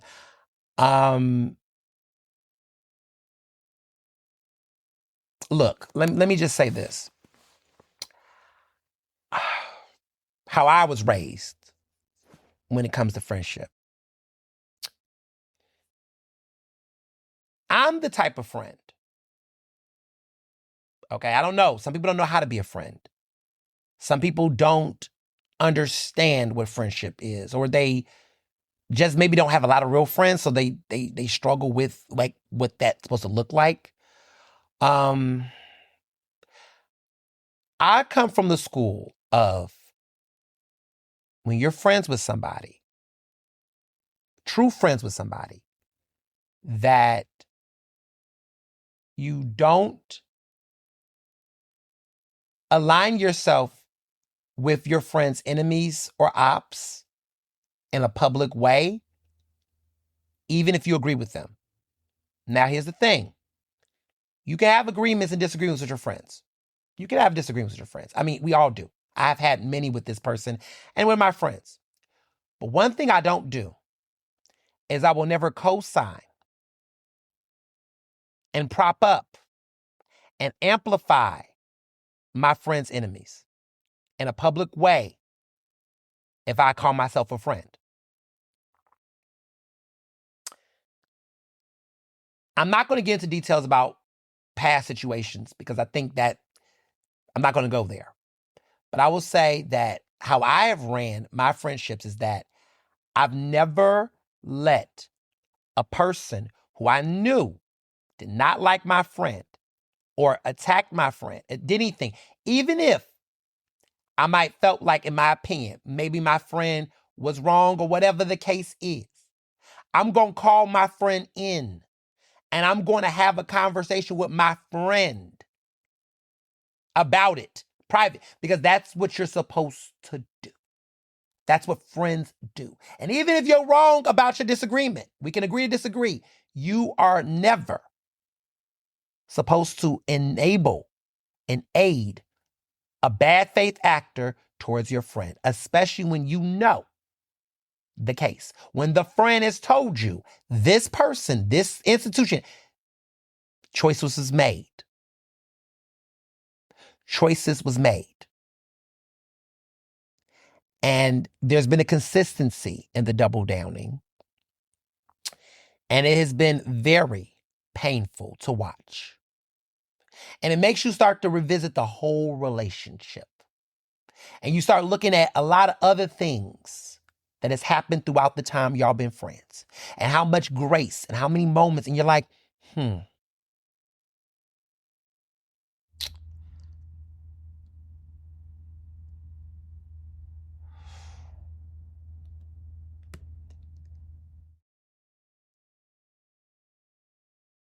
Don't be friends with people that are insecure and jealous of you. Don't be friends with people who view your success and your ambition and your progress as a threat or attack on their own personal growth. Don't be friends with somebody that's uncomfortable with your self-awareness and your self-esteem.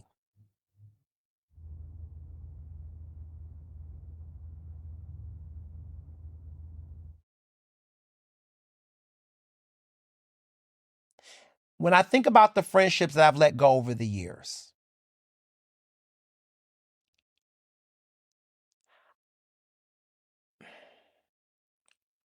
I've had to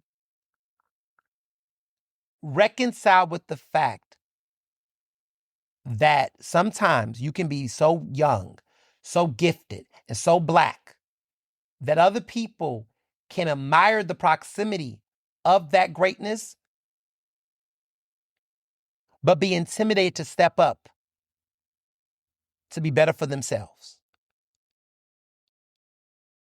Fear, resentment, pride, ego can ruin a good relationship.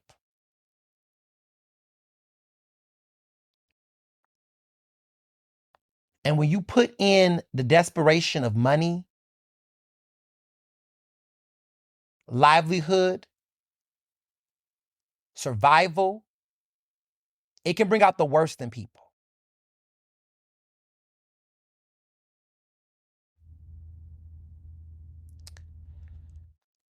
Whew. I'm at a point in my life, I'm going to be 35 years old in October. And I've reflected on relationships, and adulting is strong and it's hard sometimes, and I'm recognizing that. But I refuse to shrink myself. I refuse to be complicit in lies. I refuse to be silent. I refuse to accept things that I know are not good for me. I can't be friends with people that are jealous of me. I can't be friends with people who envy the progress and the life that I've built for myself. Because when times get rough, those people will show you who the fuck they are. When you are at your lowest, when you are at a low part of your life, look very carefully at who was silent when you're successful. Look very carefully at when you have an achievement and who disappears. Look very carefully at who is standoffish when you are growing and when you are trying to be better. Pay close attention. Don't ignore it. I have ignored it in my life. In the name of just trying to not. I can't tell you how often in certain situations where I have downplayed my greatness, downplayed my achievements to not make people around me feel intimidated. And I thought to myself, if you are intimidated or jealous, you're not a friend. You're not a friend. Because friends should be happy for you. And friends should be supportive of you. And friends should be able to understand that when you win, they win too.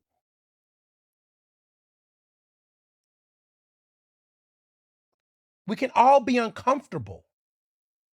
But how do we reckon with that? How do we show up with that? Jealousy is a real trait. People experience it, right? But when it becomes envy, when it becomes people using it as an opportunity to be passive aggressive, you have to go back and say, why? My grandmother told me this a long time ago. And I think about this quote. She's no longer here.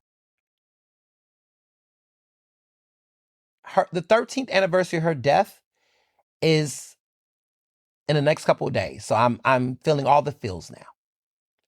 But so much of what she told me at a very young age, as I get older, so much of these lessons, oh my goodness, the elders were trying to tell my ass.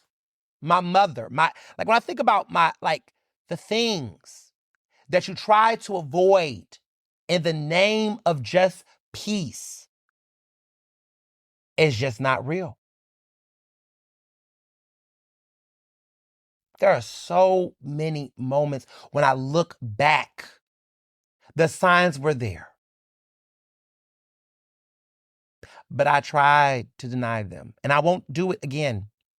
I won't allow.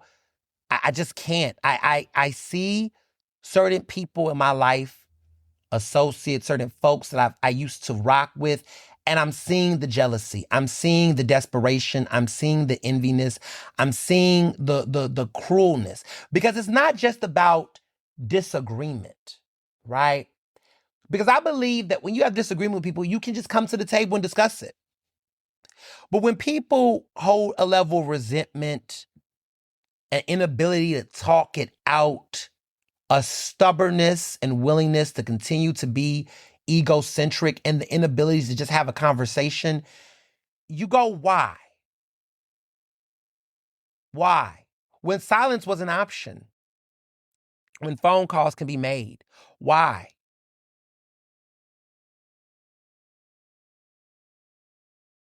Because deep down inside, they weren't truly your friend. They desired the proximity. They desired what it could do for them. They desired how it filled gaps in their lives. Were there good times? Absolutely. Were there memories? Absolutely. But when you get to the core of what a friendship really is, it has to be reciprocal. And there has to be grace. And when you've given someone a level of grace throughout the friendship, that when you aren't given the same in return, you get reminded of, what was this really a friendship, or was this just a moment in time? Sometimes you can be working with somebody in proximity for a long time and you thought that it was friendship when it was really just acquaintanceship. Sometimes a relationship was only valuable when it was mutually beneficial under the pretenses of work and labor. But when you start to recognize when things get rough, how they respond, that tells you so much about who a friend is and what they are. And I'm just being so aware of it. It's been very hard to recognize with certain people that have come to my wedding, certain people that has been in my circle, certain people that I've been cool with for a long time. And I just have recognized that some of these people aren't really my friends. It's real. Like, it was that, hey, it was convenient until it wasn't. And I noticed that this individual, that when they got into government and they changed industries, that the relationship, the personal aspect of the relationship suffered because there was no longer a professional net benefit in it. And so it became more conditional and circumstantial rather than a connection, because they played opposite ends. And this is what happens when people lack faith and imagination. They go for what they want and what they need. And then you realize, okay, that's just very telling. And so what I've learned in life is that everybody doesn't have to be evil villains, necessarily enemies, but you have to wonder what the word friend means. And I have taken some time in this moment of solitude and distance that things have become very clear to me.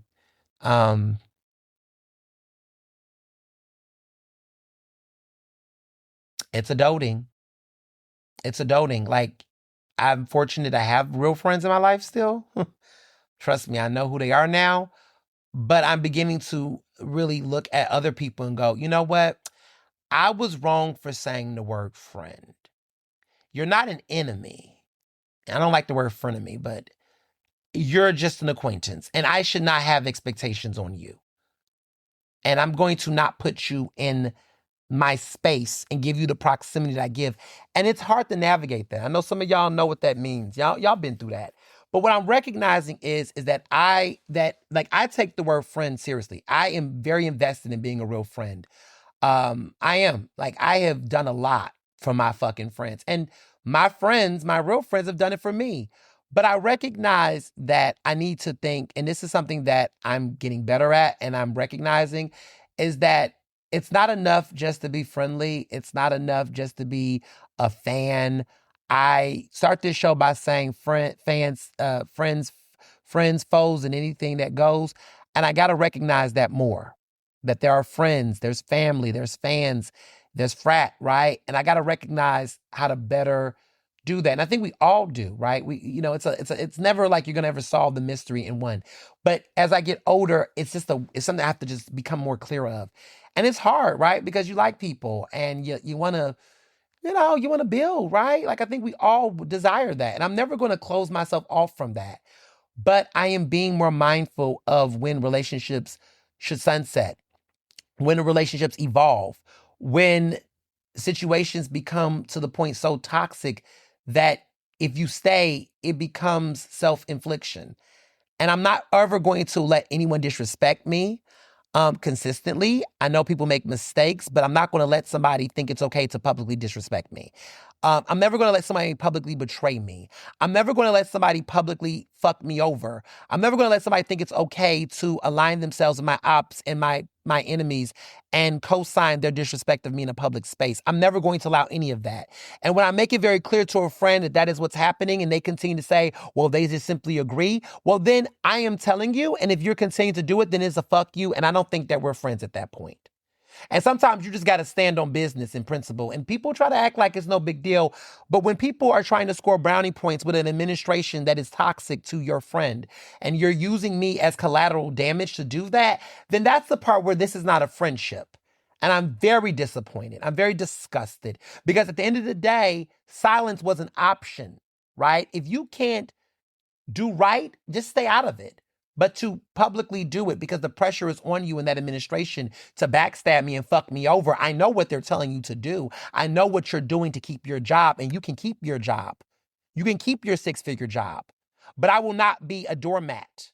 I will not be collateral damage, okay? Because when they chew you up and when they spit you out, remember that you had a friend that was with you through every layoff, every cancelization, that I was with your ass. And I'm with all of my friends. I've always been with all of my friends. One of my favorite songs of all time, Umbrella, is "When the Sun Shine, We Shine Together." Now it's raining more than ever. Hope that we still have each other. You can stand under my umbrella. That is the symbolism that I work with as a friendship. I am with my friends no matter how poor, how rich, how popular, how divorced, how scandalous, whatever they're dealing with, I have been with my friends. And so when you choose to align yourself with a group of people that you know ain't acting right, ain't moving right, but you doing this to stay, keep a job. I believe in karma. I believe that the universe has always had my back.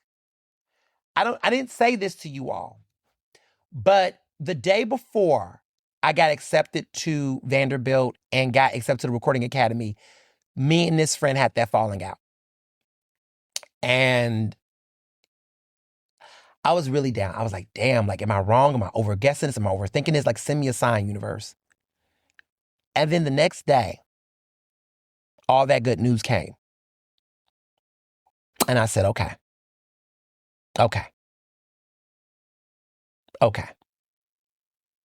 That was because I asked for a sign. And in all that celebration, I thought, maybe my best friend will humble themselves, my former best friend. Maybe they'll put their bullshit away and be a friend and go, congrats. Hey man, I know you mad at me, whatever, we gotta talk about this, but like, I'm happy for you. I know these things are things that you really wanted. I'm proud of you. Nothing. Silence.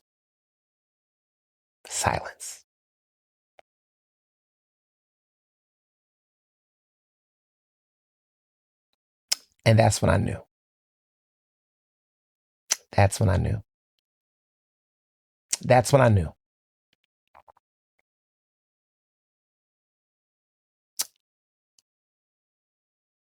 I am fortunate that I'm in a loving marriage. I have real abundance of friends, people in my life that do show up for me, that do encourage me, that do protect me, that do stand up for me. And look, I'm not perfect. I never claim to be. But I love the fact that I'm in a space with people who I know. And the thing about being a journalist is that we ask for the truth.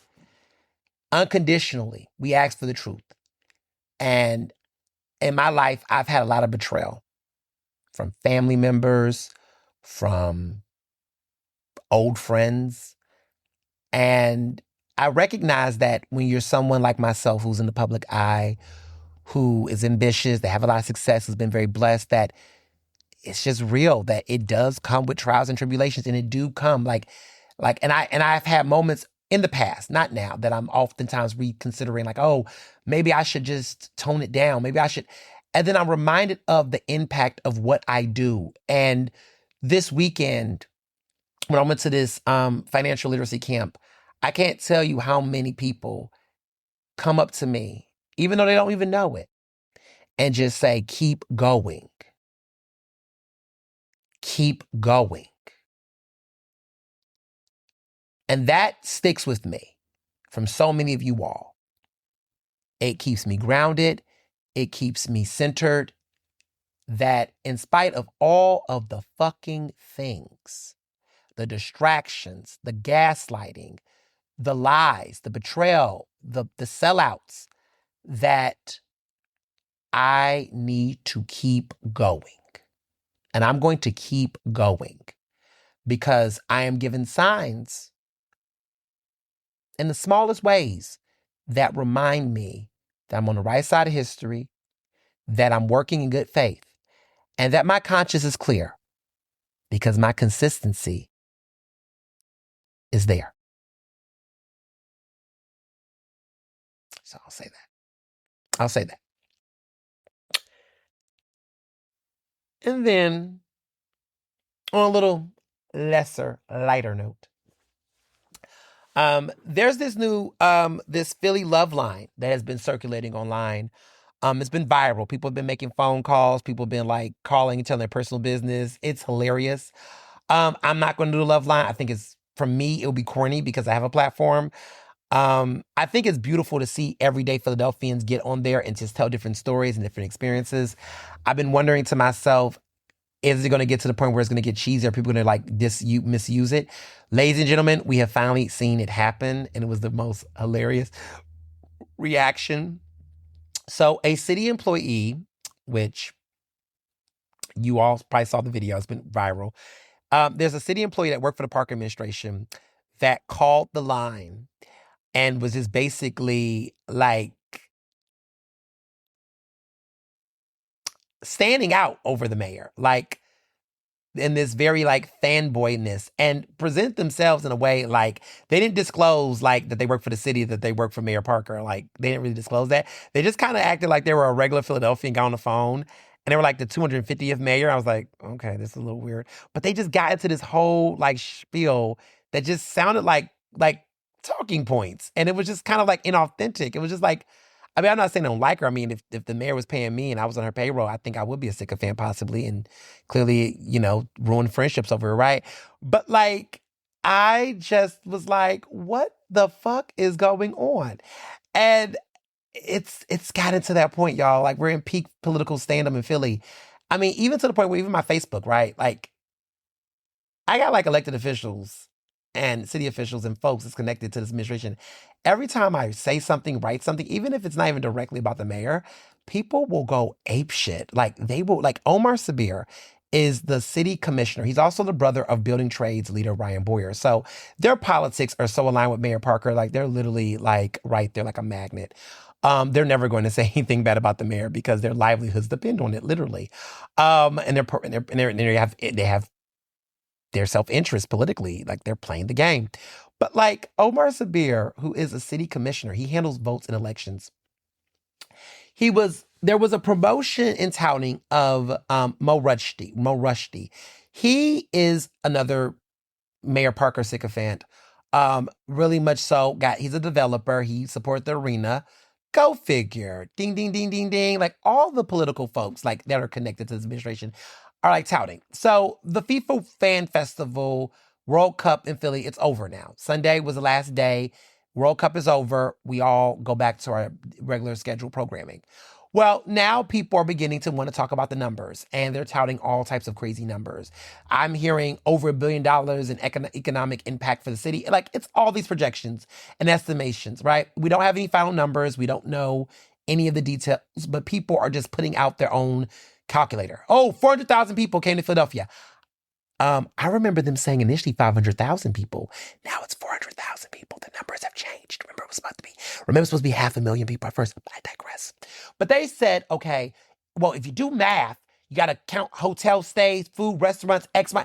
Like, they're just creating these numbers, and none of it is built upon any actual long-standing, like actual mainstay information. Like, people are just simply putting out this information, and there's been like actually no direct information. We don't have it.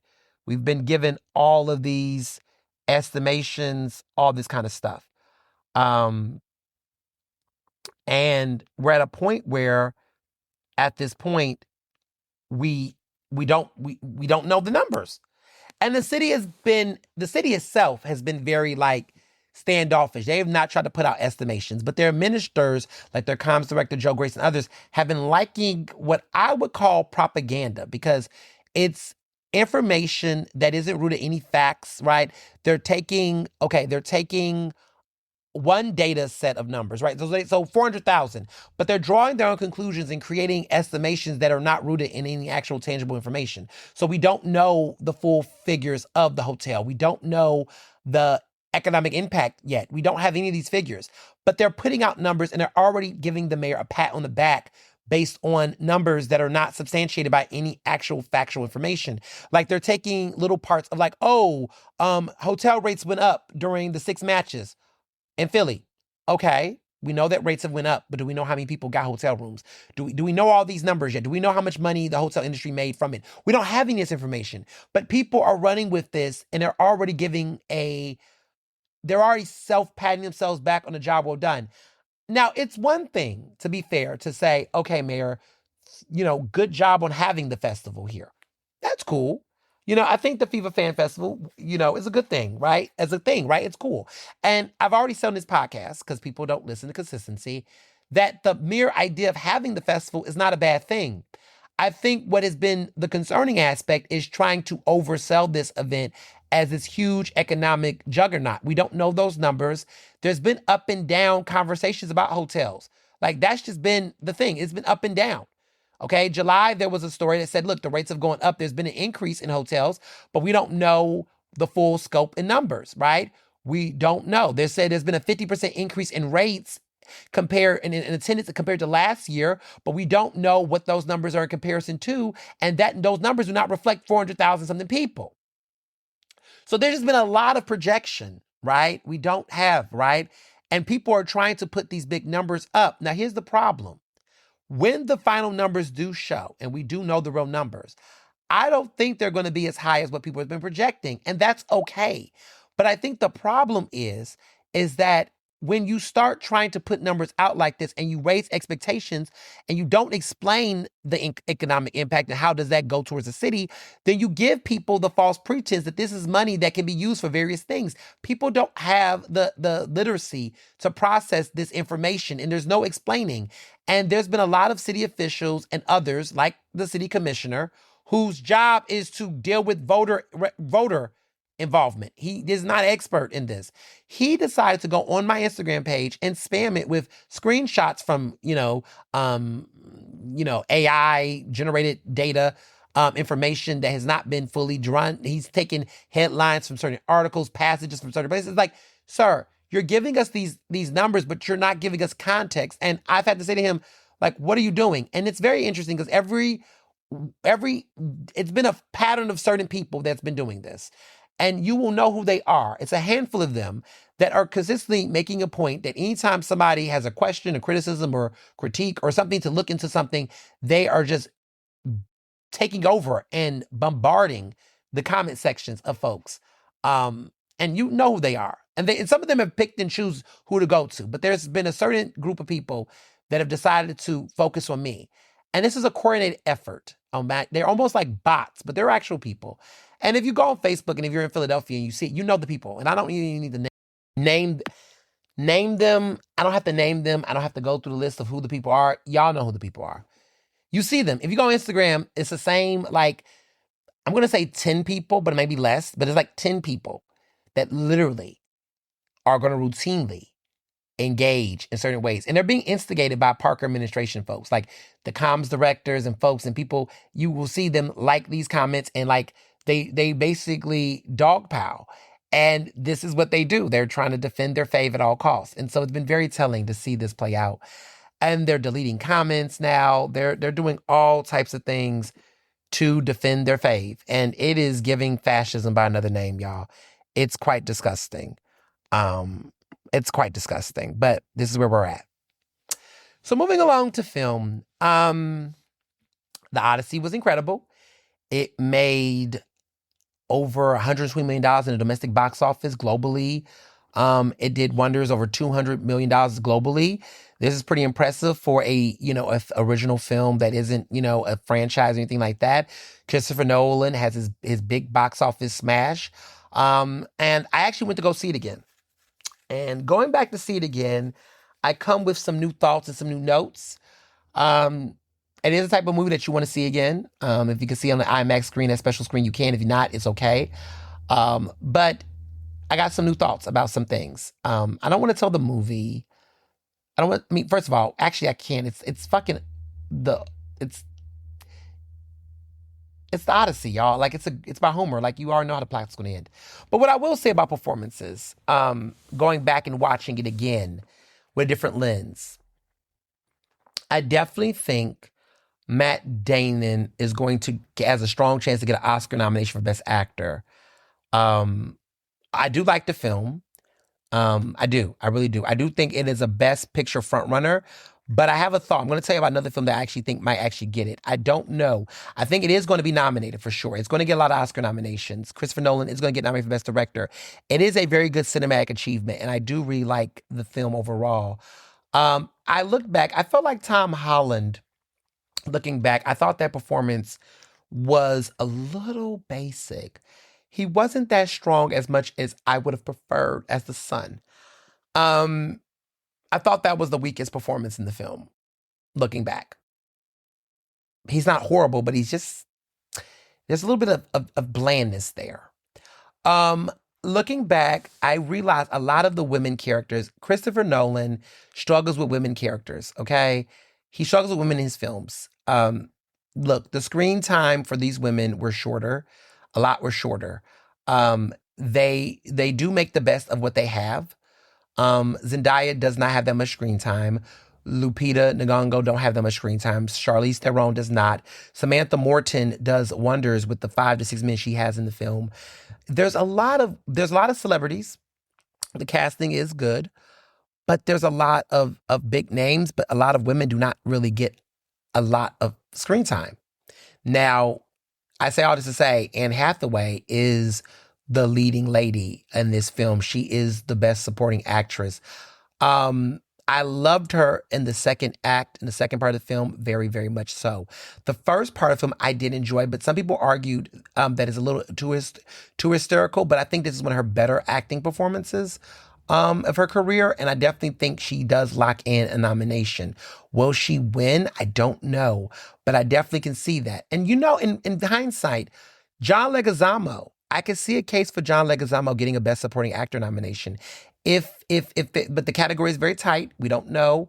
But there is a case for John Leguizamo. I felt like of all the films he's done lately in his career, this is a very big role, and a very good role for him in a movie that's blockbuster. He's never been nominated for an Oscar.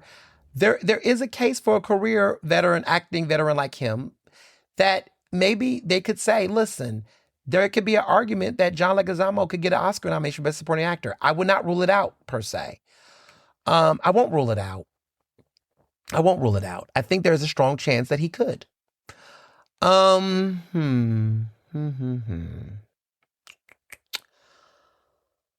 Pattinson, when I went back and watched it again, I was not as in awe of the performance. It is good, but it's not as good as I thought it was the first time I watched it. I'll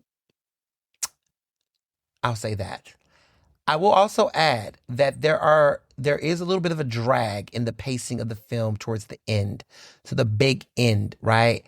The beginning is very good. The boat ride sequences are very good. You feel like you're on that boat struggling with Odysseus. Like, you do feel the energy. There is very good directing, and I do appreciate the scale and all of that. Very good cinematography. I have no critiques on that. I also appreciate the horror of the film more. Like, I realized, God damn, he did not have to go there. And you know what I'm talking about in certain scenes. Like, he gets grotesque.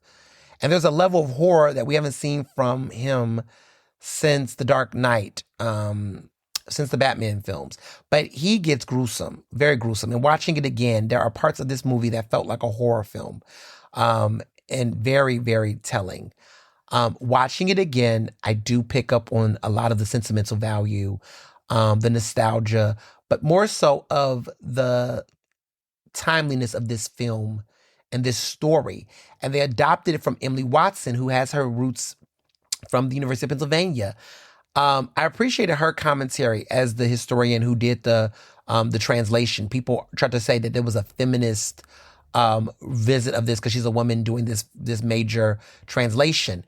But she also kind of made the argument of, and I've seen the interviews of saying, like, why is it feminist because a woman writes the perspective? Like, why are we putting a political ness to this? I don't think it is, and I agree with her. I don't think her translation is through the angle of a feminist angle. I think she just gave women characters an actual voice in a way that you can see different perspectives. Does that make it automatically feminist, or is it just her doing her translation? And I think that was a very good point that she made in this conversation around it. But I did go back and I did read the translation because I found that they adopted it from the Emily Watson version. But there is more of a clarity around voice of other characters. I wonder if this film would have been better through Penelope's point of view. Curious about point of views in films and how that changes the way we interpret it. But Christopher Nolan, I recognize that he is a certain type of filmmaker, and I don't want him to be everything for everybody, but I noticed that he has a knack for centering troubled men in his films. And women oftentimes play like thingies in his films rather than they have a core. And it's not to say that men can't do films like that, because I think Martin Scorsese does a good job with his women. And I do not, by all means, Woody Allen is problematic as fuck. But Woody Allen can direct a film with good women characters and women in his films and give them life and quality there. But he struggles with that. And I noticed that Oppenheimer's the same thing. It's always the insufferable wife or the struggling wife or the lover but there's just always like this pass away with them. But the women in this film made the most of their role. And yeah, that's just an observation. That's how we do film criticism. Doesn't mean I hate Christopher Nolan. I think he's a good director. But I've noticed that, like, unlike Alfred Hitchcock, who did more with women, I think he is a great director, but that is one of, I think, his weaker points. But the movie is a big deal. And what I also think, and I want to add to this conversation with this, is that the film that I think that y'all have not seen is called La Bola Negra. Penelope Cruz is in it. Glenn Close is in it. It is a sweeping queer epic film, war epic. And the film translation is The Black Ball. It is going to have a limited run in November of this year. And then December 4th, they are planning to run it on Netflix. La Bola Negra or The Black Ball. That is what the film is going to be called. I am telling you right now, this to me is the front runner for Best Picture at the Oscars. It is not the Odyssey. However, I wonder, is some of the queer themes of the film going to hurt it with voters? But I do feel like there is a great argument to be made for this film. It is very timely. It is very good. There is some really great storytelling. It is Oscar baity, but also very original. And I definitely think there's a very interesting. I think audiences are going to be captivated by this film. But I really think this is the front runner. So I'm telling you all, in July, remember this movie, La Bola Negra. It is going to come out in early December on Netflix, but it's going to be in limited run in theaters in November. The Black Ball, we're going to be talking about this film. Remember it. This is Oscar forecast. Remember this film. And then the Hollywood Reporter, I want to talk about this too. I think it was Variety Hollywood Reporter. Somebody talked about the Hollywood box office doing great this summer. And you got to thank some Gen Zers. Gen Zers are to thank that we want original films. We want creative films. We want big sweeping films. We want to go back to the movies. And everyone thought that Gen Zers were going to go at home and just stay streaming. But actually, they're showing up to the movies in large numbers. They want an experience. They want to go outside. The kids are all right. The future is bright in some regards. And I think we can't underestimate the role of that. So I'm a big fan of this box office. I also think we just had a lot of great films, a variety of genres. We had rom-coms. We had films centered with women cast. We had original films. We had nostalgia. We had great animation. We had so many other films. And all the spin-offs and all of the remakes, I think people are getting tired of that. But a lot of good films did really well. Like horror films, thrillers. Like, I think we just had a lot to go watch at the movies this year. And people love variety. We don't want to see a bunch of Marvel action hero films. We really don't. And this has been a very non-Marvel centric box office this summer. And look at how well we're doing. Like, the box office is not clinging onto one superhero film. There's so many different options and so many good sleeper hits in films that we haven't seen. And so I just hope that the box office, and I hope that cinemas and studios really pick up on what the fans want. Those are my thoughts on that. Now, music. There's a lot going on in music right now. Charlie XCX has a new album coming out this upcoming week. I'm excited to see it. It's very different from Brat, and we're going to see what's happening in that front. I'm curious to see, how this is going to play out. Like how are fans going to react? It is interesting. Billboard has reported that Future has now scored his 12th number one album with The Real Me. The 12th number one album, he's done his big one. He's done it. The Future has his 12th number one album. That man knows how to do it. Future pushes ahead of Eminem with 11, while the only acts with more number one albums, he is now ahead of Eminem now. So he's made history. He solely stands as the rap act with the third most number one albums. He has a third most number one albums as a third rap act, okay? So artists with number one albums, the most number one albums, the Beatles have 19.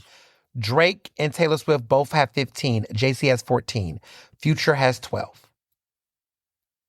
Yeah, he's in the charts. It's been interesting to see The Real Me do its big one.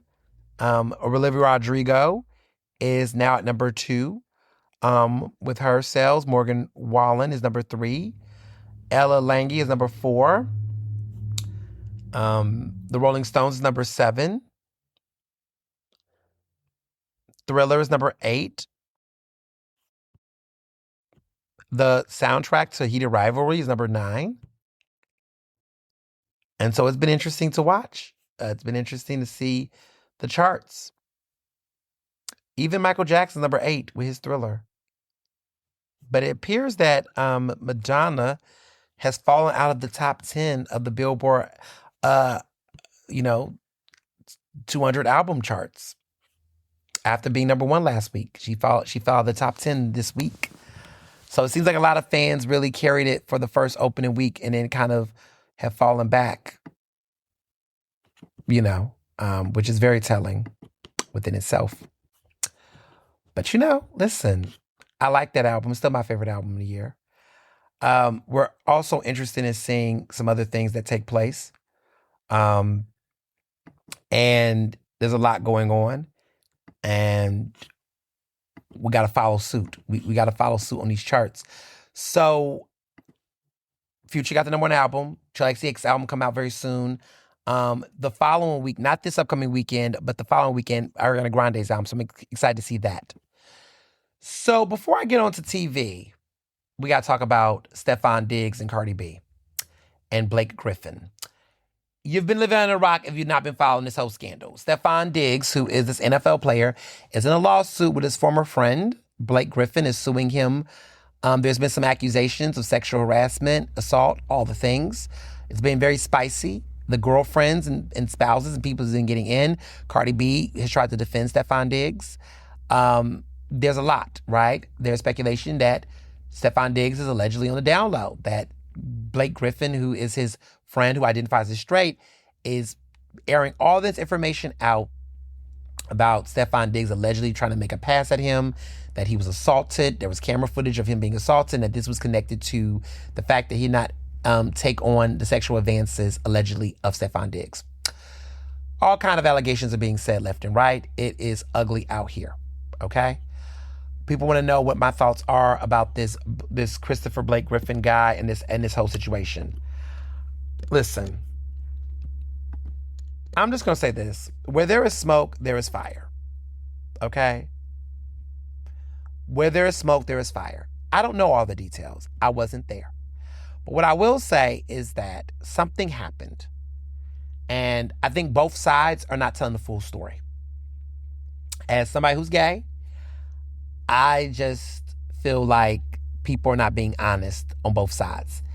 And I just hate that sexuality is being the distraction here rather than what actually took place. Something's going on here. There's a deeper story here. And I just feel like, I don't know. I think that there is some truth in the middle. It's his sides, their sides, but some of the truth is in the middle.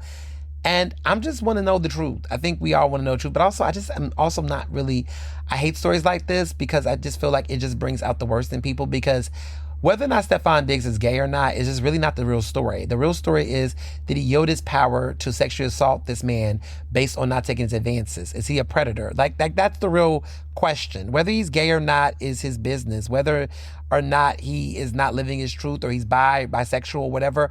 Like, why is that the real scandal here? I think the reality for me is that whether that comes out or not, I don't care. I don't think anyone should care. That's his business. But I think the real revelation is that if he did, in fact, make this sexual advancement on this man and basically assault him because of it, that to me is the real concern. Being gay is not a crime in America. Okay? And it's not a bad thing to be gay. Okay?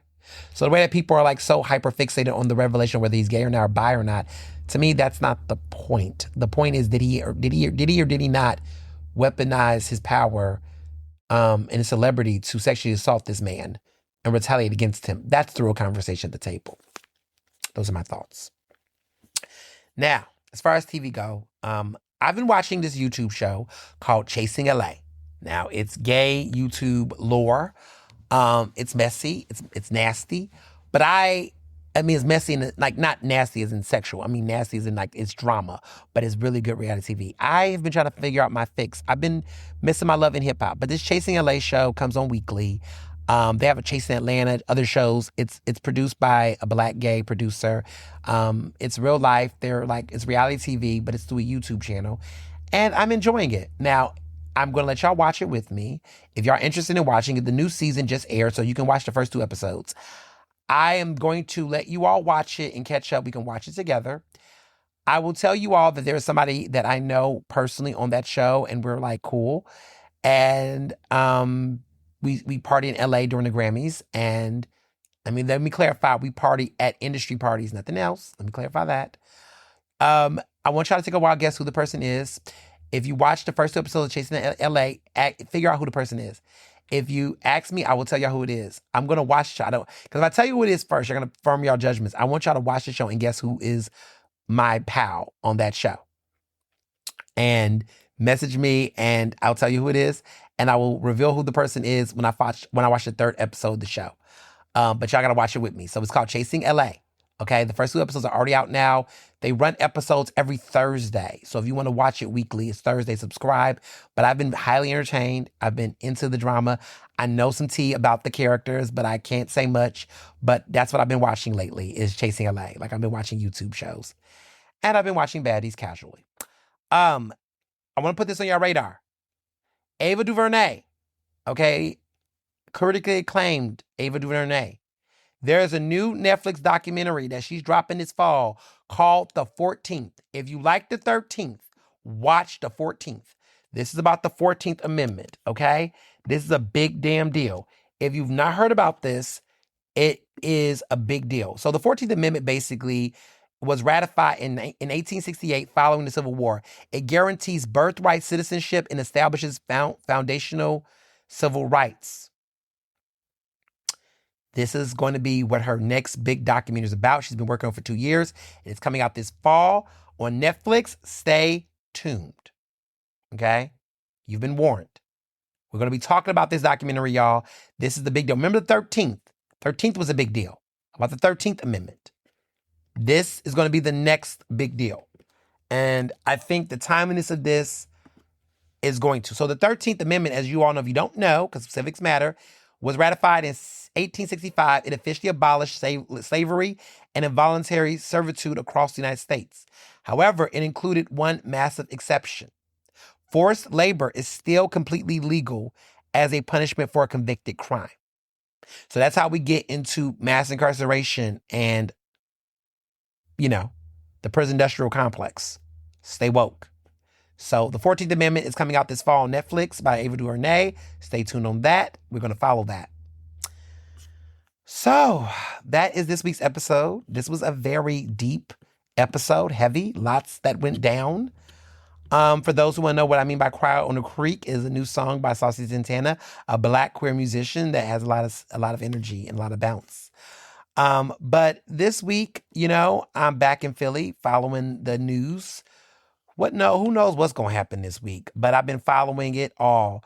I'm looking forward to, hang out with some friends, having some good lunch. Lots of lunch meetings this week. Lots of planning for some big stuff in the fall. Getting myself ready for my upcoming fall semester at Vanderbilt. So I've been doing a lot of online orientations and recruitment. I am going to see a very good musical this week at Ensemble Arts. Okay, stay tuned. Because I know I love a good musical. I'm looking forward to watching The Notebook, the musical Notebook. And fun fact, I have not seen the musical, and I'm going to tell y'all this. I have not seen the Notebook film. I have not seen it. And I don't want to see it because I want to see this musical, and I have not seen it. I've seen parts of it, but I always found it to be very cheesy. But I want to see this with a diverse cast. I want to see the musical, and I want to be like swept away by it. So I'm excited about it. It's not a Black film, so I do not lose my Black card. Maybe I lose my Cassidy card. Maybe I lose my romantic card. I don't know. But I've never seen the Notebook, the film in its totality. I've always seen little bits and pieces. So I'm in for a treat. I'm going to see the musical. It is going to be there. I'm going to see it this week. I'm excited. So that's happening. I got a spades tournament with some friends later this week. I got a retreat for my fraternity this weekend I'm looking forward to. I got a massage I got a massage last week in Orlando, but here I am getting another massage. And don't I need it? I need my Hot Stone Himalaya CBD oil. And I look forward to all my lunches and fun. And yeah, y'all, just be smart out here, y'all. Be smart here in these streets. Avoid the propaganda. Drink water. Chill out. Invest in self-care. That's what I'm doing. Leaning on my friends and my family. Leaning on just the encouragement and support of you all. Staying uplifted. I want to be very clear. Do not worry about me. I am fine. I am blessed. I am privileged. I have a lot of support and resources. I think there's a lot of people out here who don't have those things. I'm going to be okay. Betrayal is real. I've gone through worse experiences. Trust me, NABJ, all that went down 3 years ago, nothing has compared to that in my life. This is nothing. This is disappointing. Let me be very clear, but I'm okay. And I'm all right. And I have good friends. And you know what? Honestly, I'm happy that I'm being exposed to truth to protect me from what could have been further worse betrayal and embarrassment. And sometimes rejection is protection. And so I'm actually looking at this as a fortunate way of preventing myself from further emotional abuse and time exploited of myself. I'm freeing myself from that. And I'm looking at myself as, you know what? We ask for the truth. We ask to be given clarity. And I'm in a life where that's happening. People are going to say, look, Metro retrograde was crazy, right? A lot happened during this Mercury retrograde, right? But it also provided a lot of clarity and infrastructural changes in my life. Like I am navigating a new way of reorganizing my priorities, both professionally, socially, emotionally, and even in my personal life. And we ask for a shakeup. And it's interesting that when I look at my life, every 7 years, there is a shakeup. And I ask for a change. When things feel like it's very mundane or very predictable, that is when you need to have those shakeups. And so I am grateful for the revelations that I've seen and have been revealed to me, because we asked for the truth, and now I've seen the truth, and now I am navigating and moving in a direction that is for the betterment of my future. And that is what, I'm looking forward to. So I say all of that. And I thank you all for continuing to listen and support the show and just all of that. And yeah, so that's this week's episode. And as always, be well and be best. Ernestly Speaking is recorded in Philadelphia, Pennsylvania, and can be found on Apple Podcasts, Google Podcasts. To stay up to date with the latest on the show, follow me on Facebook, Twitter, and Instagram at Mr. Ernest Owens. Use the hashtag Ernestly Speaking to tell me what you thought about this episode, and check out my website at ernestowens.com.